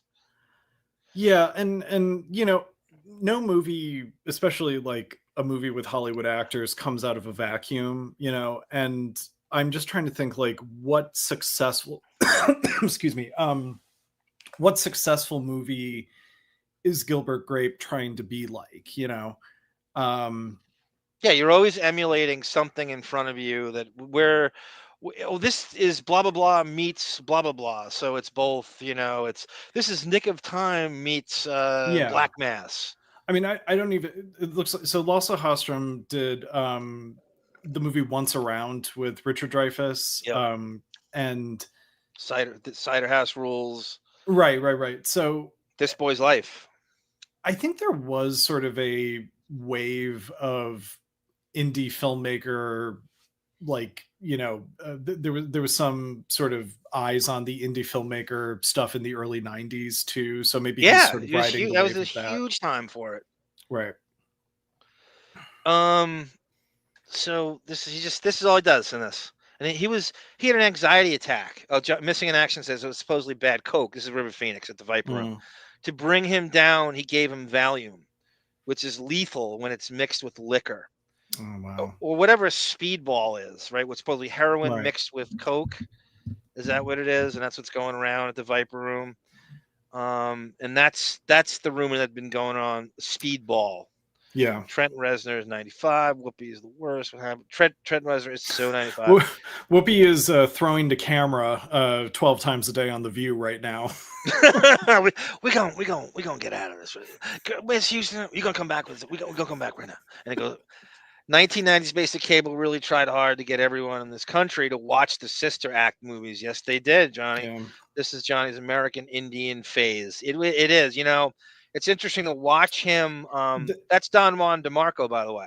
What he's doing. The shot of him kind of looks like Austin Butler a little bit. It does. Shot of him, who is a Dan Schneider disciple, by the way, from the Dan Schneider School. Did you know that? That's right. Who dated? Who do you think he dated? Lily Rose.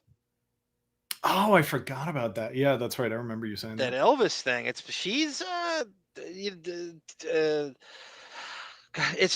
a lesbian. So any female that Depp is in contact with will eventually be a lesbian. Well, like father, like daughter. She loves dinosaur rockers too, even if you just played one. Timothy Chalamet. Right. Yeah. Right. Yes. That's right. It's endless. So he's playing MIA. He's playing Don Juan DeMarco next. So that's what he's looking like here. This is for Don Juan DeMarco with Marlon Brando and Davyd's favorite, Faye Dunaway. And then Tonight we also honor the people who supplied the music for film. Depp has really shitty vision, so it's probably not as bad now. You look at him squinting at the teleprompter. Yeah, he's lasered in. The people who supplied the music for films. This song is a perfect example of their art. To sing his own composition, Philadelphia, ladies and gentlemen, Neil Young. And you can hear the Euro accent kind of slipping out now. Yeah. That's at the beginning stages of it. Wow, that's a Pokemon for Depp, Neil Young, for him to catch. Do you think if that were like, you know, Richard Marx, he would agree to do it? If that were what Paula Abdul? If that were Hanson, would he agree to do it? Right? Yeah, here we go. Certainly in the way it looks. Mm-hmm. Now, does that please you, or do you deny that, or what is your reaction to that statement? I can maybe... Depp's teeth are all fucked up. From Jack Sparrow to Gilbert Grape, he's a mouthful of veneers now. What is up with his teeth? What's eating his teeth? What's eating Gilbert's veneers? I know It's crazy. There's always a and it still story with his doesn't look fucking good. teeth. Right. Well, he's a smoker, and Deathly Roses called her dad. Oh, God, Johnny, bye-bye. The Depp kids and his relationship is the strangest fucking thing. It is like when she had Davyd. If you were doing the musical score for anything, like some big movie came out, let's say it was Nosferatu, which Lily Rose stars in with Willem Dafoe. Would your parents be there for that? Yes, of course. He was Wouldn't not. miss it. He was not there. She was not at his trial. She was not. I mean, I can go on and on and on. When you read the story I have with, she did not go to his wedding at Betty Sue's. She also didn't go to Deppstein Island wedding, which Jack did go to. Yeah, I mean, the wedding thing is sort of like your mom. Well, yeah, I mean, maybe it was tricky emotionally, but I don't know. I mean, parents get remarried. You know, it's so weird. No, I understand. Like, oh, I love my mom, Vanessa, so much. I am not going to be reminded of this fucking home wrecking shit. But he cheated on her, by the way. So it's not like Amber is doing it. He pursued. When you try to make him into the victim, all you want. He cheated on Vanessa with Amber. He also cheated on Amber with Rochelle Hathaway. So this thing about like he's a victim and she doesn't want to be reminded of this, maybe whatever. She has every reason to. I'm waiting for Judy Wright to get into the chat to argue with you about that. I haven't seen Judy in a while. I hope she's all right. I hope so too. You know, yeah, I haven't seen her in a while. Yeah. But I was gonna say like, yeah, Johnny had the vows with I can't think of her name. The French woman he was married to. Vanessa Paradis. You mean the French extortionist C word is how he was quoted, and that is not done in jest. That is a real. He means every word of that. Yeah, and that's aired out to an international audience, and Lily has to see her dad calling her mom that. Yeah. So, but to your point, like. Johnny has the vows with her, not Amber. You know, it's not Amber's contract to break, so to speak. You know. Yeah, the wedding. It's that article that just done Vanity Fair. It's actually out of a book. It was an excerpt out of a book that Vanity Fair was cleared to publish, called "Hollywood Vampires," meaning. Not even the band. It's done. Oh, Hollywood is sucking everybody dry. I don't even think. I think it's just a double entendre kind of thing for the. Yeah, right. It's just a coincidence. Yeah. The European temperament in the fact that the story is character-driven and that the story goes with the characters and that it tries to stay realistic. I think that might be a European. Interest that differs a little from the American interest in plot-driven story. That's interesting. He takes like the subtle shot at American films there. He goes, "Oh, you guys don't deal in realism. We do in Europe. We strive for realism." And that movie has realism. Yeah, but he's making a distinction between character-driven movies as opposed to conceptual movies where. Like a slasher movie is a conceptual movie where it's like random teenagers are thrown in to be killed throughout the movie and you don't necessarily go with them. You know, it's like more about the Nightmare on Elm concept. Street 1. He's not. I wouldn't even say that. I think that is a character-driven movie. I mean, there's a ton of good movies. Yeah, I mean, you know, there's a ton of realistic American movies. Yeah, and a lot of them are character driven, you know.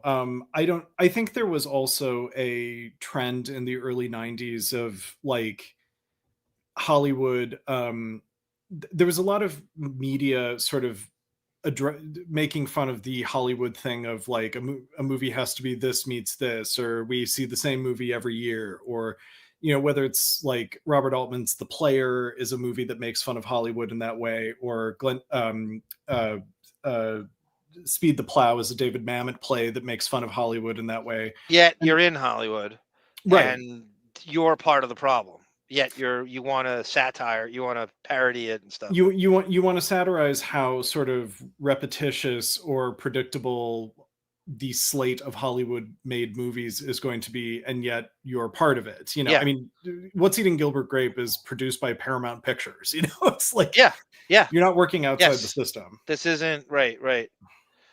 And in, you know, so I got an interview during this with Depp for Gilbert Grape, and he takes a shot at Warner Brothers for passing on it, which is interesting. But I can't really see a Swedish temperament. Maybe that mix of comedic elements and dramatic elements is a Swedish mix. I don't know. It's certainly a mix that I need to really get interested in a story, and maybe it's my temperament in telling a story. It ends up having those ingredients, the dramatic and comedic ingredients. What was Peter Hedges' inspiration for this story? Bobbie Wygant with a hard-hitting question. That's why she gets. Jesus Christ! I can't believe he's gonna walk off the set. That is a fucking hard-hitting question. He grew up in Des Moines, Iowa. So it's very much his story, and it's not really autobiographical with him. He's changed a lot of characters, but there are similarities to his life.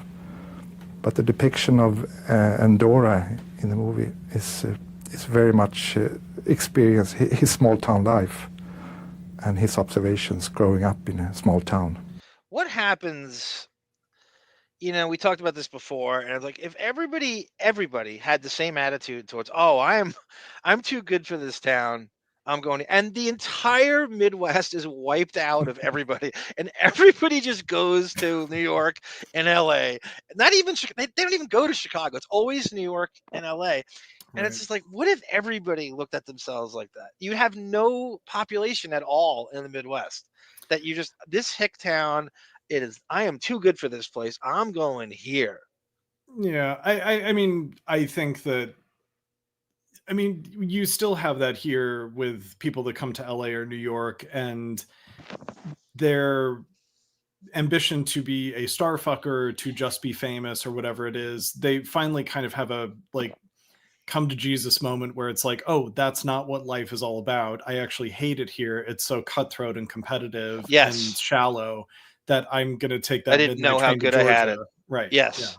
And it's funny, you know, my nephew lives outside of Atlanta, and the film industry is actually going, it's great there. Yeah. The Marvel films and stuff, everything. They call it Georgia Films, right? And it's a major studios there. It's nice that you can get out of that. Everything has to be LA and New York all the time. I think that will end as, you know, because it's a right to work state, so they can sort of not pay union rates there. Like Tyler Perry is always under fire for that. And, you know, eventually workers will feel exploited there. You know, it's a lemon toss. It's just going to keep going from right to work state to right to work state until it comes back to roost here, you know. But that'll be years from now. Let's go back to this. And was there indeed a person like Mama? Yeah, he had a neighbor who was this woman that he got to know, and he's people in the chat. It's behind. It's sort of delayed for me. How about you, Davyd? It hasn't like it. So, it's kind of stagnated. If I'm missing something, I should think that one of the things that you as the director would worry about in bringing this story to the screen is that you have to be honest and give people's reactions to the kind of person that Mama was and the way she looked. At the same time, you don't want to have her up there as a figure of ridicule. So that's a very fine line to walk. Yeah, these characters taken from the novel, they're really bizarre and grotesque, and they should have these qualities also in the movie. But we should also get to look beyond the surface of her and the surface of the other eccentric characters. Or did you have to really kind of pull it out of her? She had a very easy time preparing emotionally she was really professional, in mental preparation. Which you made in Texas. Mm-hmm. I looked at the film, and knowing, of course, that you are a Swedish filmmaker, I felt that there was a European, even Swedish influence to the film, Sure certainly you did, in the Bobbie. way it looks. Now, does that please you, or do you deny that, or what is your reaction to that statement? I can maybe see a European temperament in the fact that the story is character-driven and that the story goes with the characters. Was this the same interview? Tries to Yeah. his story, and it's People's reactions to the kind of person that Mama was and the way she. Let's go to some of the cast. It's interesting too. Another side of that, Davyd, is in LA and New York, you have a lot of people who fly the flag of their hometown while they're in LA and New York. Mhm. And I say this like major, like big stars like it's always Boston, by the way. It's the biggest culprit of this is Boston. So Matt Damon and Ben Affleck and fucking Marky Mark. Yes. And it's just go, then why are you here? If all you do is talk about the Red Sox and the Celtics and Boston is strong, why did you move to LA? Go, if Boston's so great, take the industry there and do it. And every movie you shoot is based in Boston and shut. Then why are you even in LA? Go back to fucking. All they do is talk about how great Boston is. Then go back there. My favorite thing about because people accuse and they're Bill right. Simmons. They're right about LA is a place where people are, even if it's shallow and surface and they ghost you, they're always nice to you. They're always going to be nice to your face. And the people who tout, like the celebrities you just mentioned, who are like, in Boston, we say it like it is. Say it like it is, right? We're even if we're yelling at each other or having a fight, it means that we love it. That's our love language and stuff. It's like, but you still ended up coming here where why are you? Yeah, you haven't moved back, right? The delivery method of communication is much sweeter, so you clearly have contempt for the way that people communicate in the aggressive way that you described in Boston. And let's take Affleck, for example, right? So now he's been in LA for 30-something years. And now you've beaten Boston by 10 years. So now you're more of an LA person. Yeah. You're not Boston anymore. You're not a Bostonian. I'm about to cross that threshold myself at the end of August. I would have been here half my life. But you don't sit there in LA and go, "Oh, Cleveland does this." You don't fly the flag of Ohio and Cleveland every fight like they do. All they do is make movies about Boston and New England. Then go back there then. Yeah. Well, they want the cred of oh, I'm bringing Boston to LA. We're taking over the town. Or that, I'm not like, I'm trying to think of like an LA born and bred filmmaker who, like some Nepo baby from LA. Let's take Lily Rose, doing was it The Idol? Was that yeah. So, she's an LA girl who's doing an LA based, show about shallow show business obsessed people.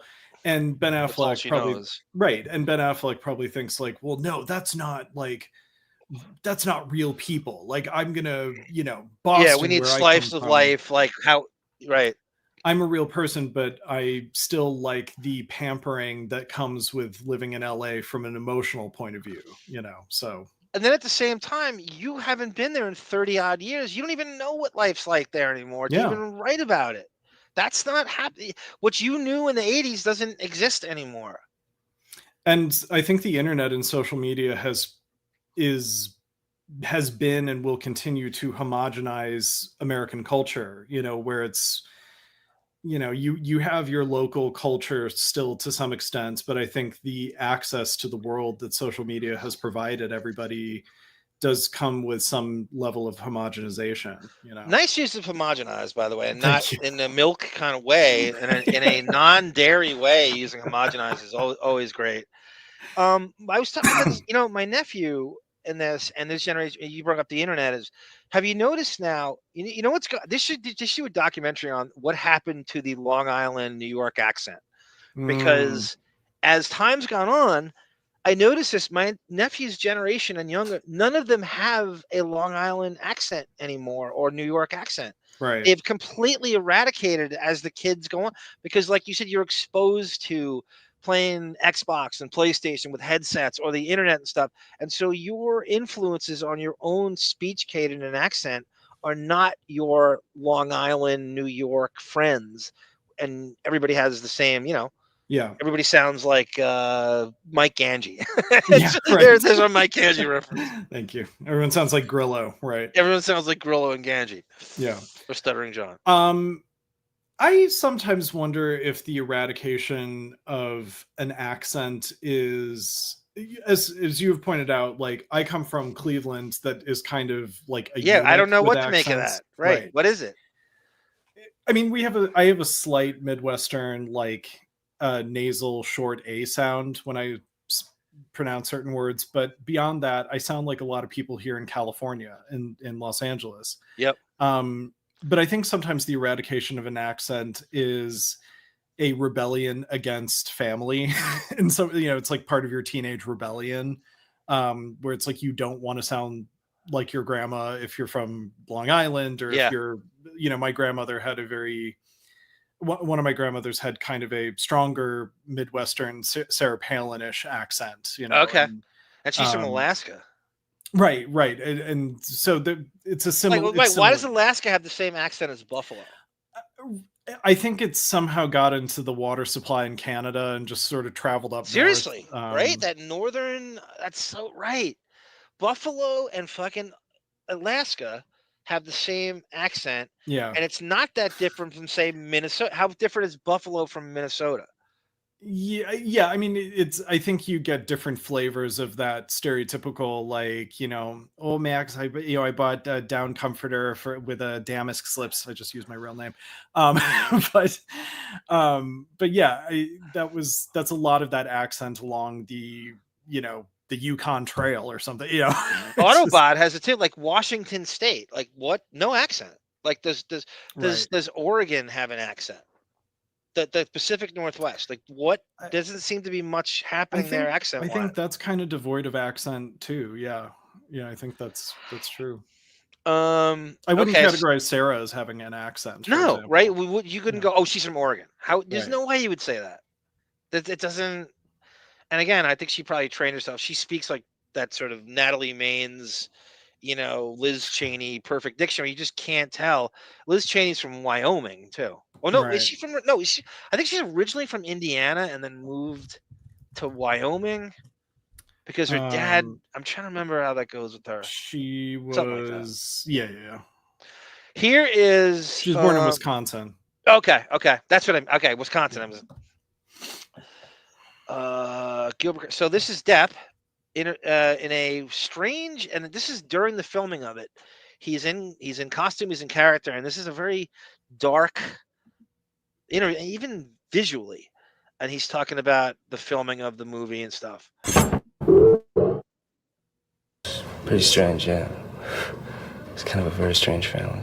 It's just a sort of dysfunctional family on a lot of levels. He's kind of mumbling and whispering, but it's not. He's not that way. No, I think there's filming going on around him, and he's trying not to speak over it. One who's kind of emotionless, Gilbert. Younger brother who's mentally retarded. Younger sister who is sort of at the peak of puberty. Look at what Autobot says here. He looks high off his ass. Look at his left eye closed. He's right. Yeah. He does look high. That's a good call. He very well could be right here. That's a great call by you. Not to just preparing herself to follow in the footsteps of Mama. And Mama was... Oh, I can talk now? Yeah. Oh, okay. Mama who was sort of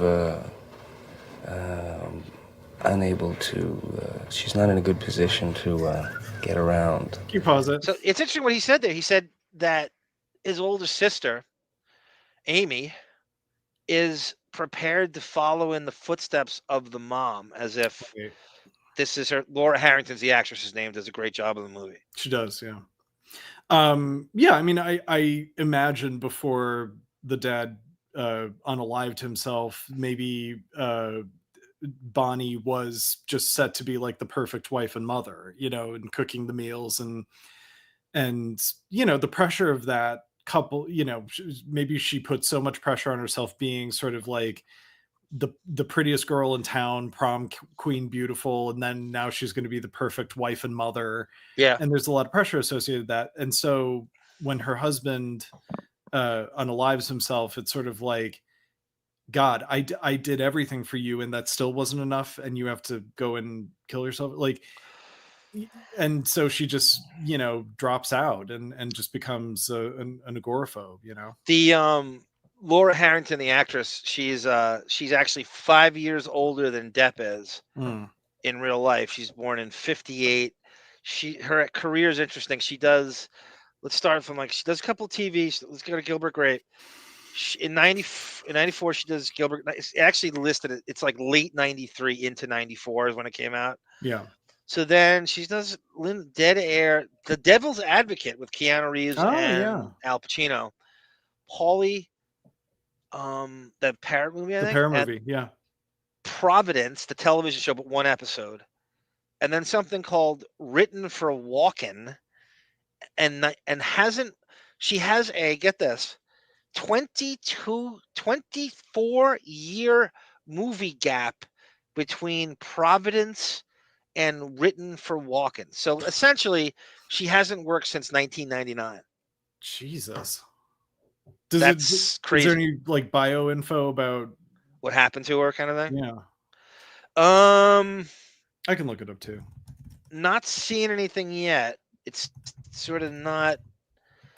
Laura Harrington, born in Ann Arbor, Michigan. She's an actress and writer known for Maximum Overdrive. That's a Emilio Estevez movie, right? No, it doesn't have anything autobiographical about what happened to her.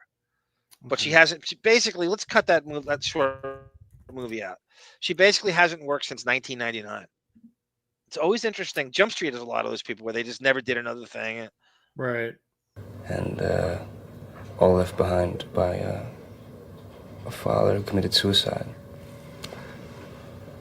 There's a whole lot going on, and there's a lot of looks like Depp's holding back the tears. I like it because there's a lot of possibilities for Gilbert to, when he just starts to kind of open up and kind of break open towards the end. So I like the sort of emotionless, or unable obviously to they allow shoot himself to feel, and then movies out of sequence. Right. I wonder what they did with this. What you're shooting first, and the set. The scene list of when. You wonder. We thought, and I told this to Sara when she was talking about that he should have had short hair at the end of the movie. When Juliette Lewis pulls up a year later, they should have, and they could have shot it where just to he cuts his hair. So he should have had short hair at the end of the movie. By the way, that's what I would have done. Laura Harrington is now an artist, researcher, and I found her Facebook, I'm sorry, her Instagram. I'm sorry.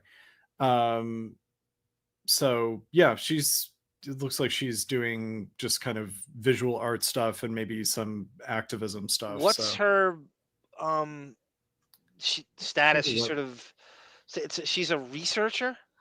I'm going to her website right now. So about artist, researcher, organizer, living and working in the northeast of England. This website acts as a portfolio for my artistic work over the many years of. Let's have her. Let's invite her on and see if she'll come on, and she could promote her. I think this is her. I mean, I'm looking at pictures. It probably is like her. Yeah. Does it say she's born in 1958? It doesn't give her a. By way of Ann Arbor, Michigan. God. Like I'll keep poking around. But okay, don't worry about it. Don't worry about it. at the end, you just can't hold it back. You can't help it. Kind of like that. I've been real lucky. Like starting out pretty much the first sort of, I guess, larger role movie that I did was Cry Baby, and I was real lucky that John Waters was, wanted to do it with me and to do that film. And why were you lucky? I don't understand why why. It didn't do anything. It didn't make money. It didn't get you the next thing. It wasn't like he was great in the movie. He's sort of Right. Why? Why are you lucky to get a John Waters movie? I don't understand why that's lucky. I don't know what it did for his career. I don't know what it did for him. I don't know why he keeps saying that. I don't agree at all. Did Hairspray come out before Crybaby? Yes.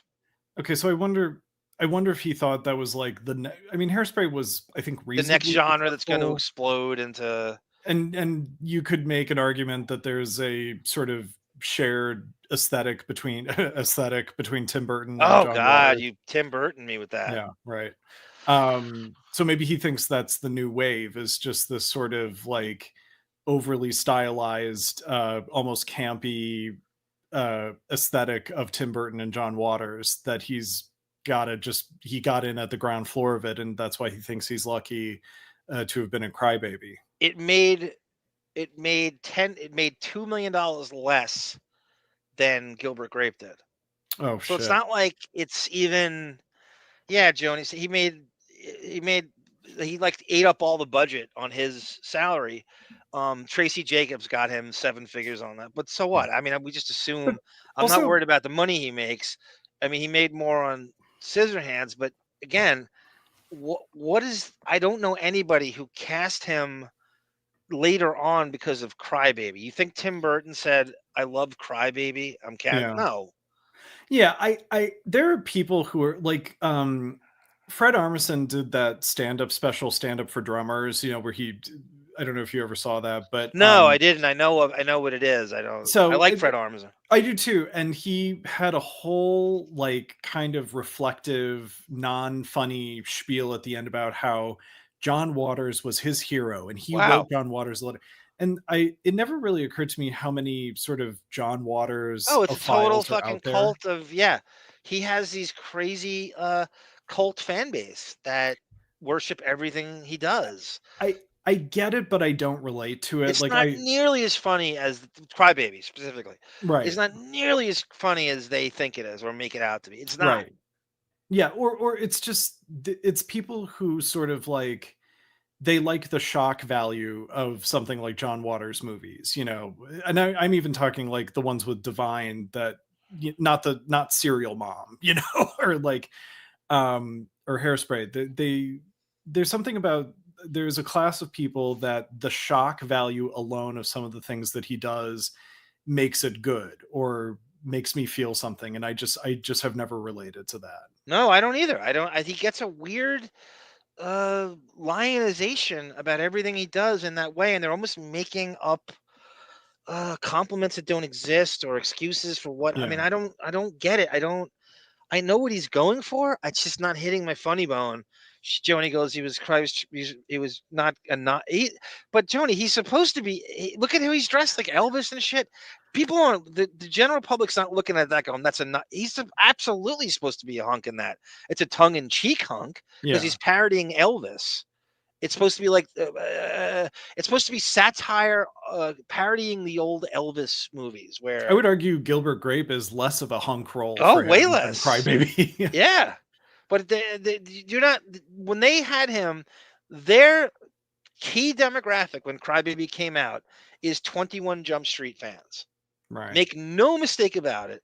That he's coming off that.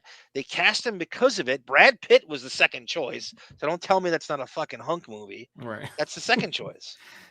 And he's coming. And then so your whole John Waters ploy is to hook the girls who love 21 Jump Street to see this. That's what he wants.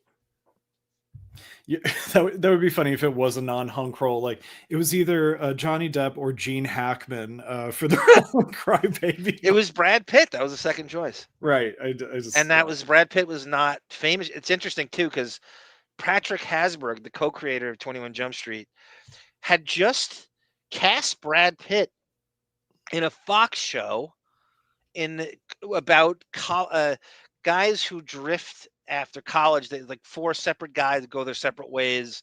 They're friends who go in different directions in life. It's called The Glory Days, I think.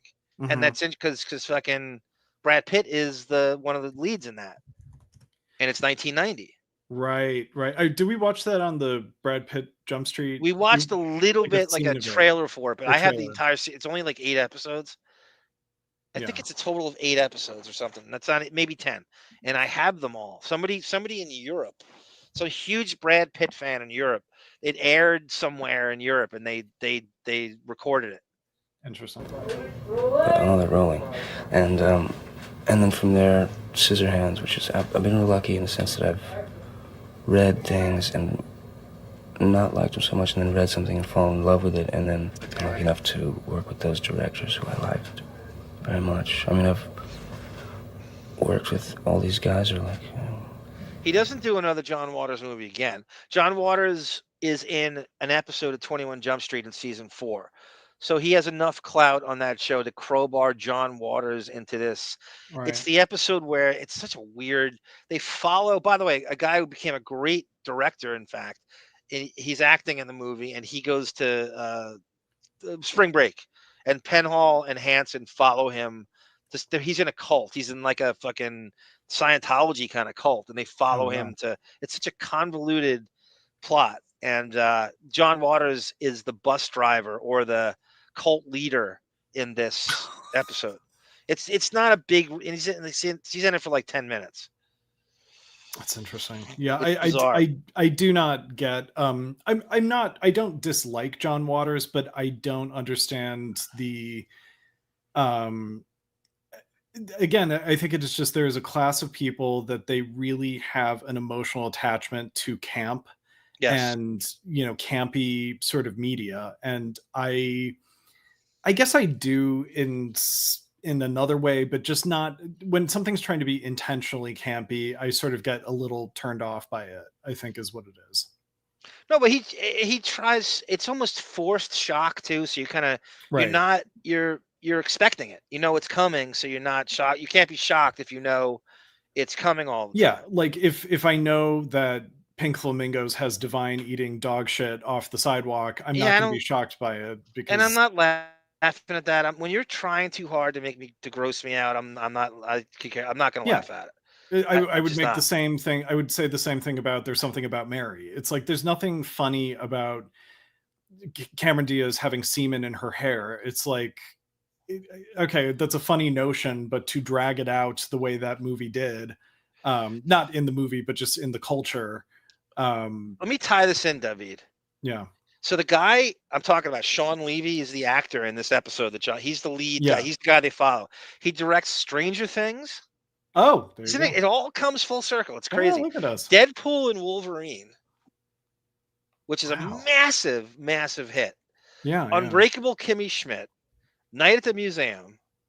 I mean, this is like a great. He actually has a great memories of Depp being really nice to him on the set of Jump Street too. I remember we did an article on him. This is like 3 years ago. You got to see his Dan Schneider movie, Big Fat Liar. That Dan Schneider wrote the screenplay for that. And some weird thing where he sued over. I gotta go into that. Wait, Dan Schneider wrote a movie called Big Fat Liar. Is that an autobiographical? And Paul Giamatti is the star of it. Is that autobiographical for Dan Schneider? Yes.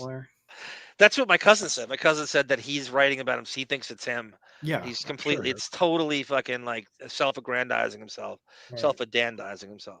Cheaper by the Dozen, Night at the Museum. That's quite a little filmography he has. That's respectable. 2 Night at the Museums, huge hits. Yeah. So this is Sean Levy. Okay. And he is in this Jump Street episode. Yeah, look at PC23 about, so he knows about Jeff Yeager. All right, Joni, we're gonna see you for part 2 of this because there's gonna be part 2. There's no way we're gonna finish this. PC23. Yeah, I just found out about Jeff Yeager. So you know about the story. The 21 Jump Street pilot was shot with a guy named Jeff Yeager, and he's a little older than Depp. When you watch it, you look, okay, I know why they won't say why. He obviously looked too fucking old. You look at it, there's no way this guy would pass for a high school student. They won't say why. But they shot the entire Jump Street pilot and they recasted Depp to replace him. And that came out. So it's this guy, Jeff Yeager. He's in a Seinfeld episode, by the way, which you know where he plays a saxophonist. Oh, dating Elaine's boyfriend. Right. Yes. Yeah, so I cannot wait to get to that. That's in season 7. There's got to be some way we can track down that pilot that he did. It's got to be like Patrick Hasburger. Someone has to have it. I got to see what that looks like. Yeah, I'm sure he does. I mean, these are some of my favorite directors. Kusturica, Lasse Hallstrom, and I mean, I don't know what, I've just been real lucky. He's incredible.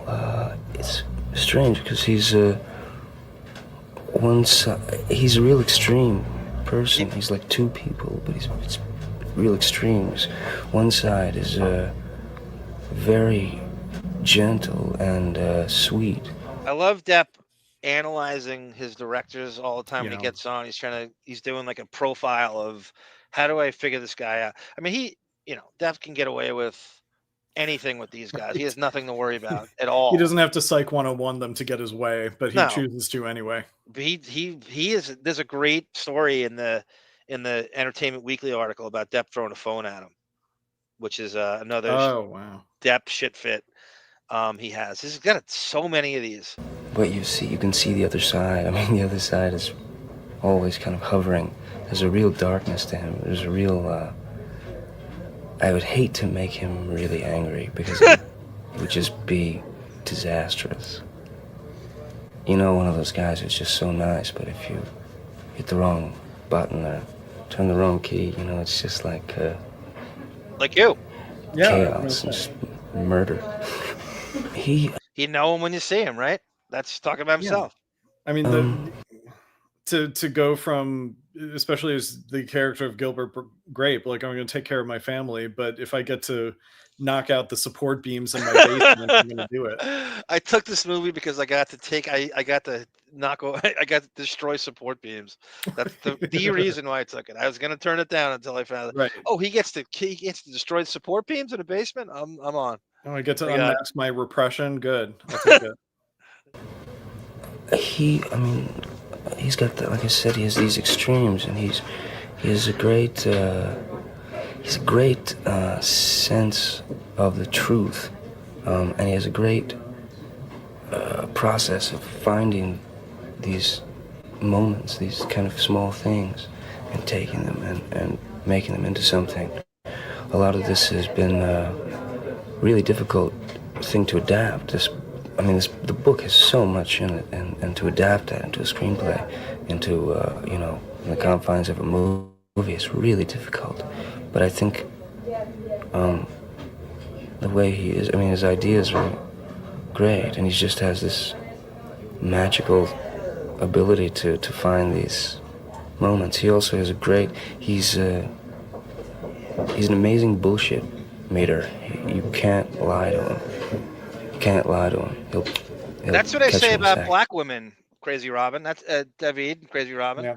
That black women are the top species in this country. That one of the many reasons they have a better sense of humor than everybody. They are stronger. They are fearless, and they have a bullshit meter. They know when someone's bullshitting them, when someone's lying to them. Right. They see through bullshit much better than the normal Caucasoid, male or female, no matter what race you're talking about. Black women have the bullshit meter better than anybody else. As far as I can tell, Holly Robinson's the only one who called Depp out on his shitty attitude for 21 Jump Street. Look at Jasmine Crockett in Congress. Right.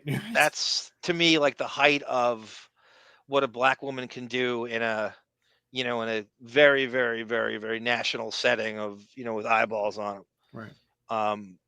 They are the top species. He's great. I don't know what you call it. Just great sense of people. He can intuition. Find it in you, the truth. It was Big Lie. Both are great judges of the Big Lie.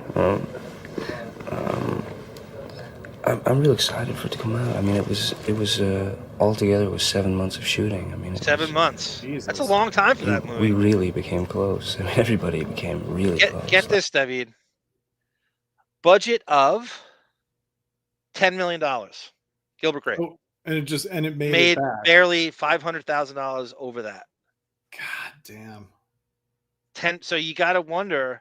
You're looking at the movie. You're going, where'd the money go? I'm thinking it's going to him and Juliette Lewis. Yeah, if not him more. I think he got way more than she did, even at that time.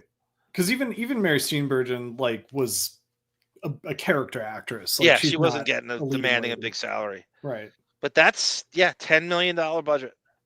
God, that's crazy.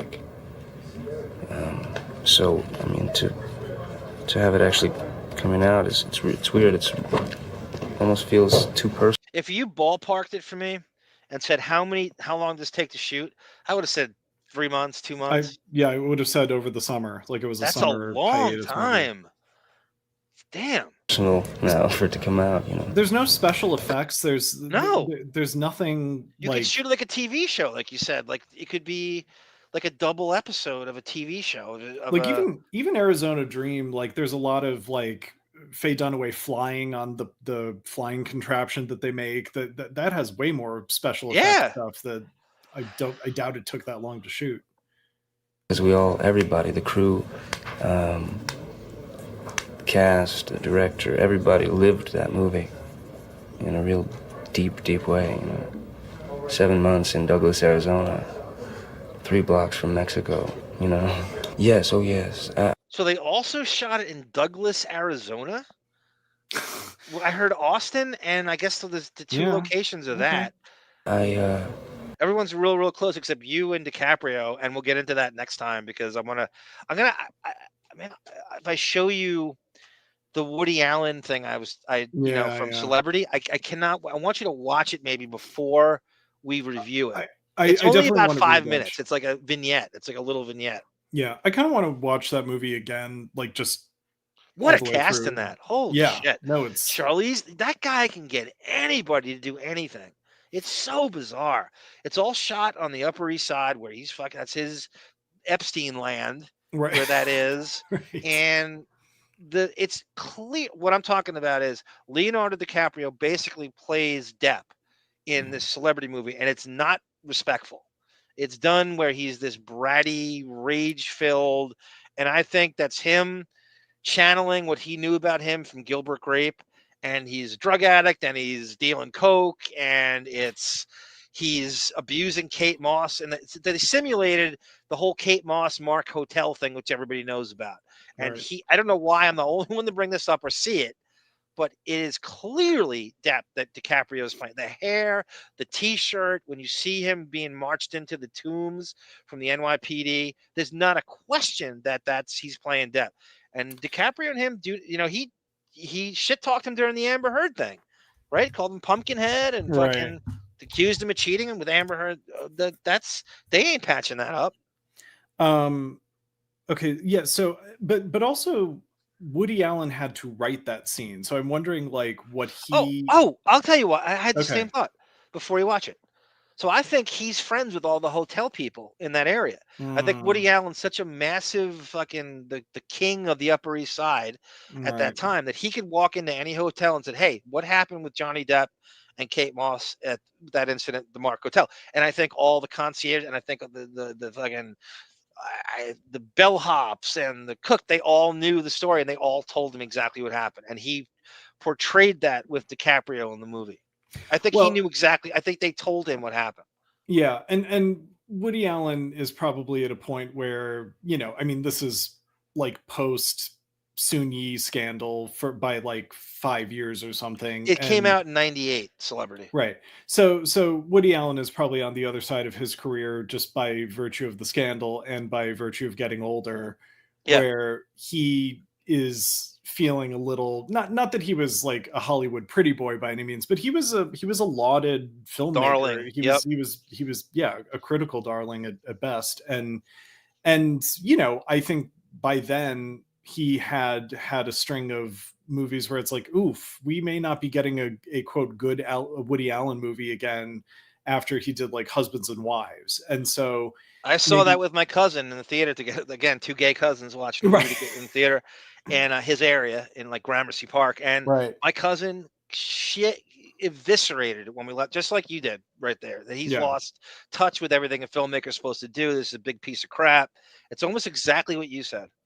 Yeah. So I think he had started the trail of flops, like, he's out of touch and he's rallying against whatever he thinks young Hollywood is. And so it's like, I'm going to write this scene about, because, if you think about it, like Johnny Depp is the new pretty boy on his indie filmmaker turf. And he's never worked with Woody Allen and he hasn't done since. Like you'd think Depp at some point, would have some Woody Allen twist, but he's Right. never worked with him then, and he's certainly not going to do it after. The word has had to have traveled to him that they're fucking shitting on you in this Woody Allen. It had to have. Well, Charlize Theron's. I mean, this such Winona Ryder's in the movie. It's all people who know. By the way, Kenneth Branagh plays Woody Allen, basically the way Jason Alexander is in Seinfeld. Yeah. We say that it's based on Woody Allen. Kenneth Branagh basically plays Woody Allen in the movie. That would be so funny if Celebrity was actually just a Johnny Depp support group for certain celebrities. That He knows everybody in the movie. Yeah, It's crazy. right. Did you know about the story with him and Kenneth Branagh on the set of Oh Murder yeah, on the he was Orient Express? mad about for he's being late all to the time, set. and yeah. Right, yeah. But that was way before that.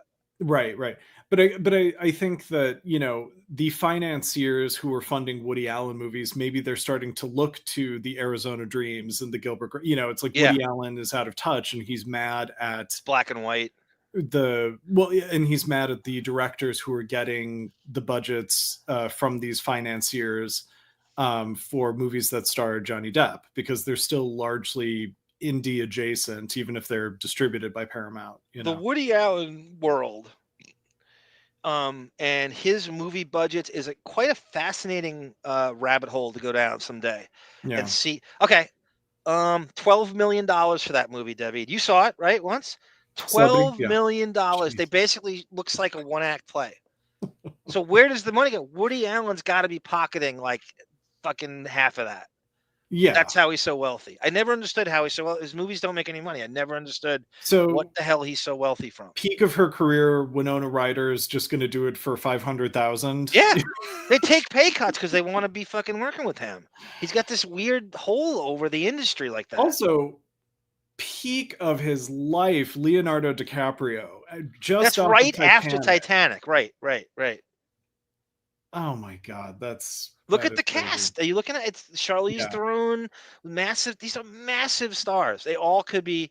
I absolutely, yeah. And they're not big role. You know, like they're on screen for like 5 minutes. Right. Yeah. Melanie Griffith. Like, oh my God. There's a bunch of people who weren't famous yet. Like Sam Rockwell's in it.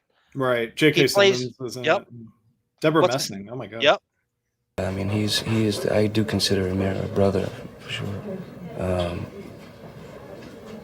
Yeah, I mean, he's a real special guy. He's amazing. I want to work with him again.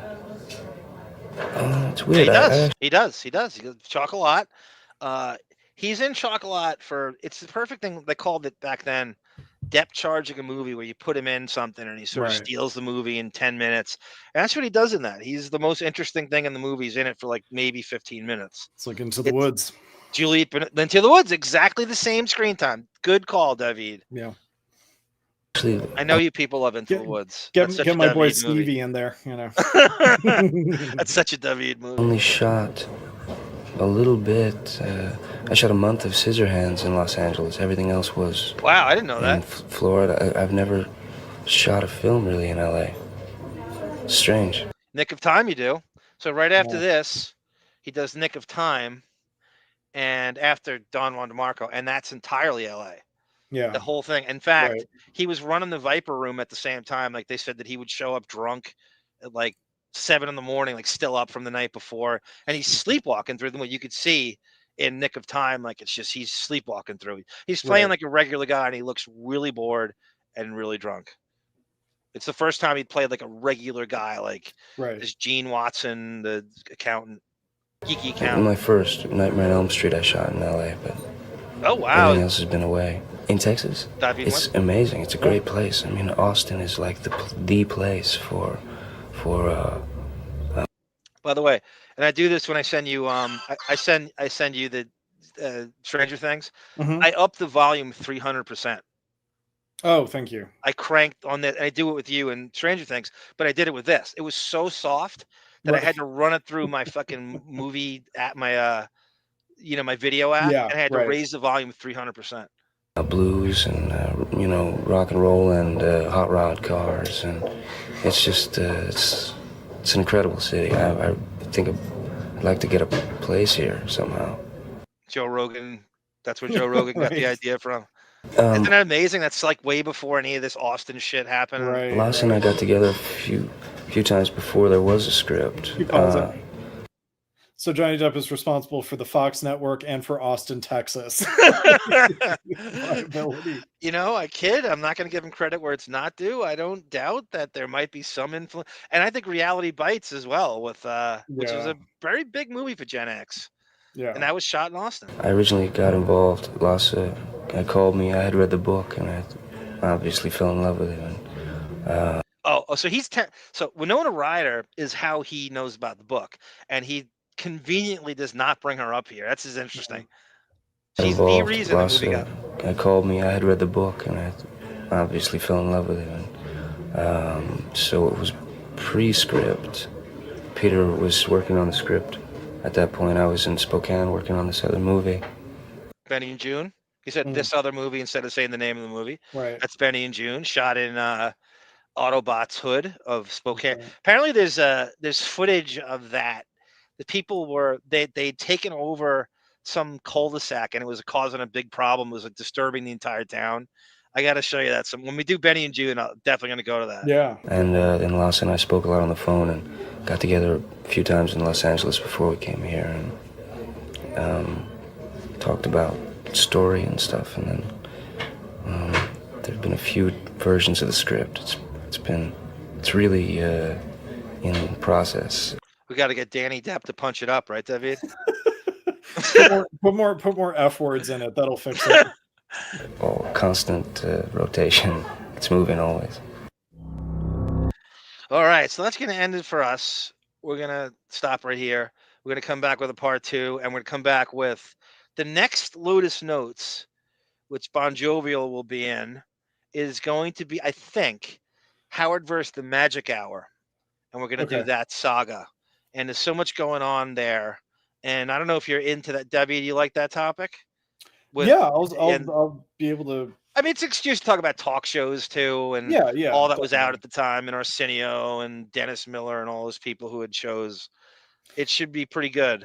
Howard's relationship to daytime talk shows of the 90s, like there's Sally Jesse Raphael like rants that he has, and like I feel like there's material. I feel like some of his people went to work from the Channel 9 show to your Jenny Joneses and your Sally Jesse Raphaels and stuff. That's where Darlene Cates come from. That's right. Sally Jesse Raphael. Yeah. So no doubt. You could turn that into, it's a great conversation about him punching down, and Magic's still bothered by it, and Sheena Easton and Sheila E. I mean, so it's so much going on there. You know, the last thing I'll say, I was thinking the other day how Sally Jesse Raphael and all those 90s talk shows really started the punching down Honey Boo Boo culture of TLC. Yeah. Where it's like, it was contained to a talk show in the 90s, and then it evolved into, hell, let's just go to these people's hometowns where it's super cheap to shoot and just make TV shows around these freaks. We don't have to pay them anything. Right. We'll be super syndicated. And now they're in gas stations where you're pulling up, and at the pump you're watching Wendy Williams or whatever. Exactly. There's no question. That's how they think in syndication. They're almost like stockbrokers. Like, how do we monetize this and make, pay nobody anything? Right. Exactly. It was crazy. Someday, like, go over all those fucking talk shows that came out, the daytime shows. Charles Perez, Ricky Lake, Charles Perez. That's so funny. You bring him up. He was originally a Ricky Lake's producer, right? And they gave him his own fucking. He was the boyfriend of Norman on The Real World New York season 1. No, Norman was a pioneer on that show. It was tough to be a gay guy on reality TV. That was not easy. Definitely. He was a huge pioneer. I love him. He was my favorite reality TV. They got so screwed. Can you imagine money they would make today in the Real World cast? They started all of that shit. The Kardashians. Yeah, Morton Downey Jr. Tamara's right.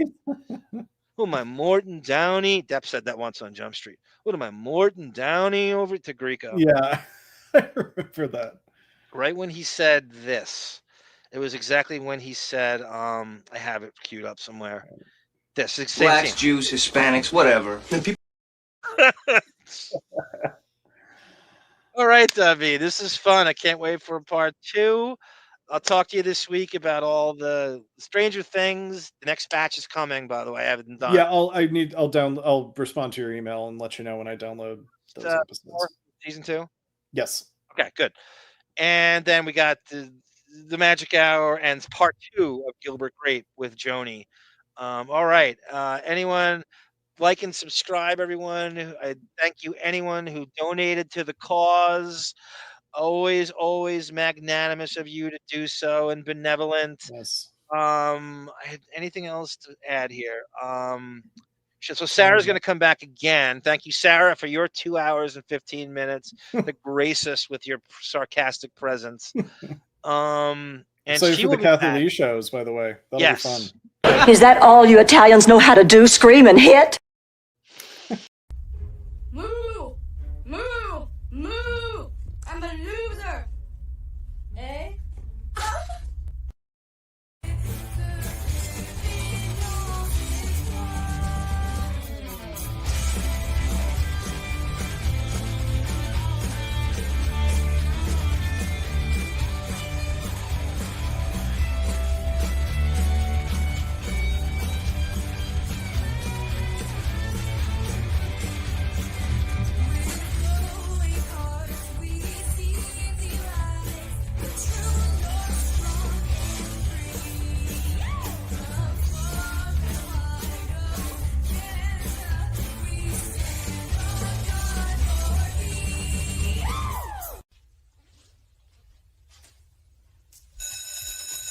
Sit down. Stay where you are. For the first time, I choose to walk out on you.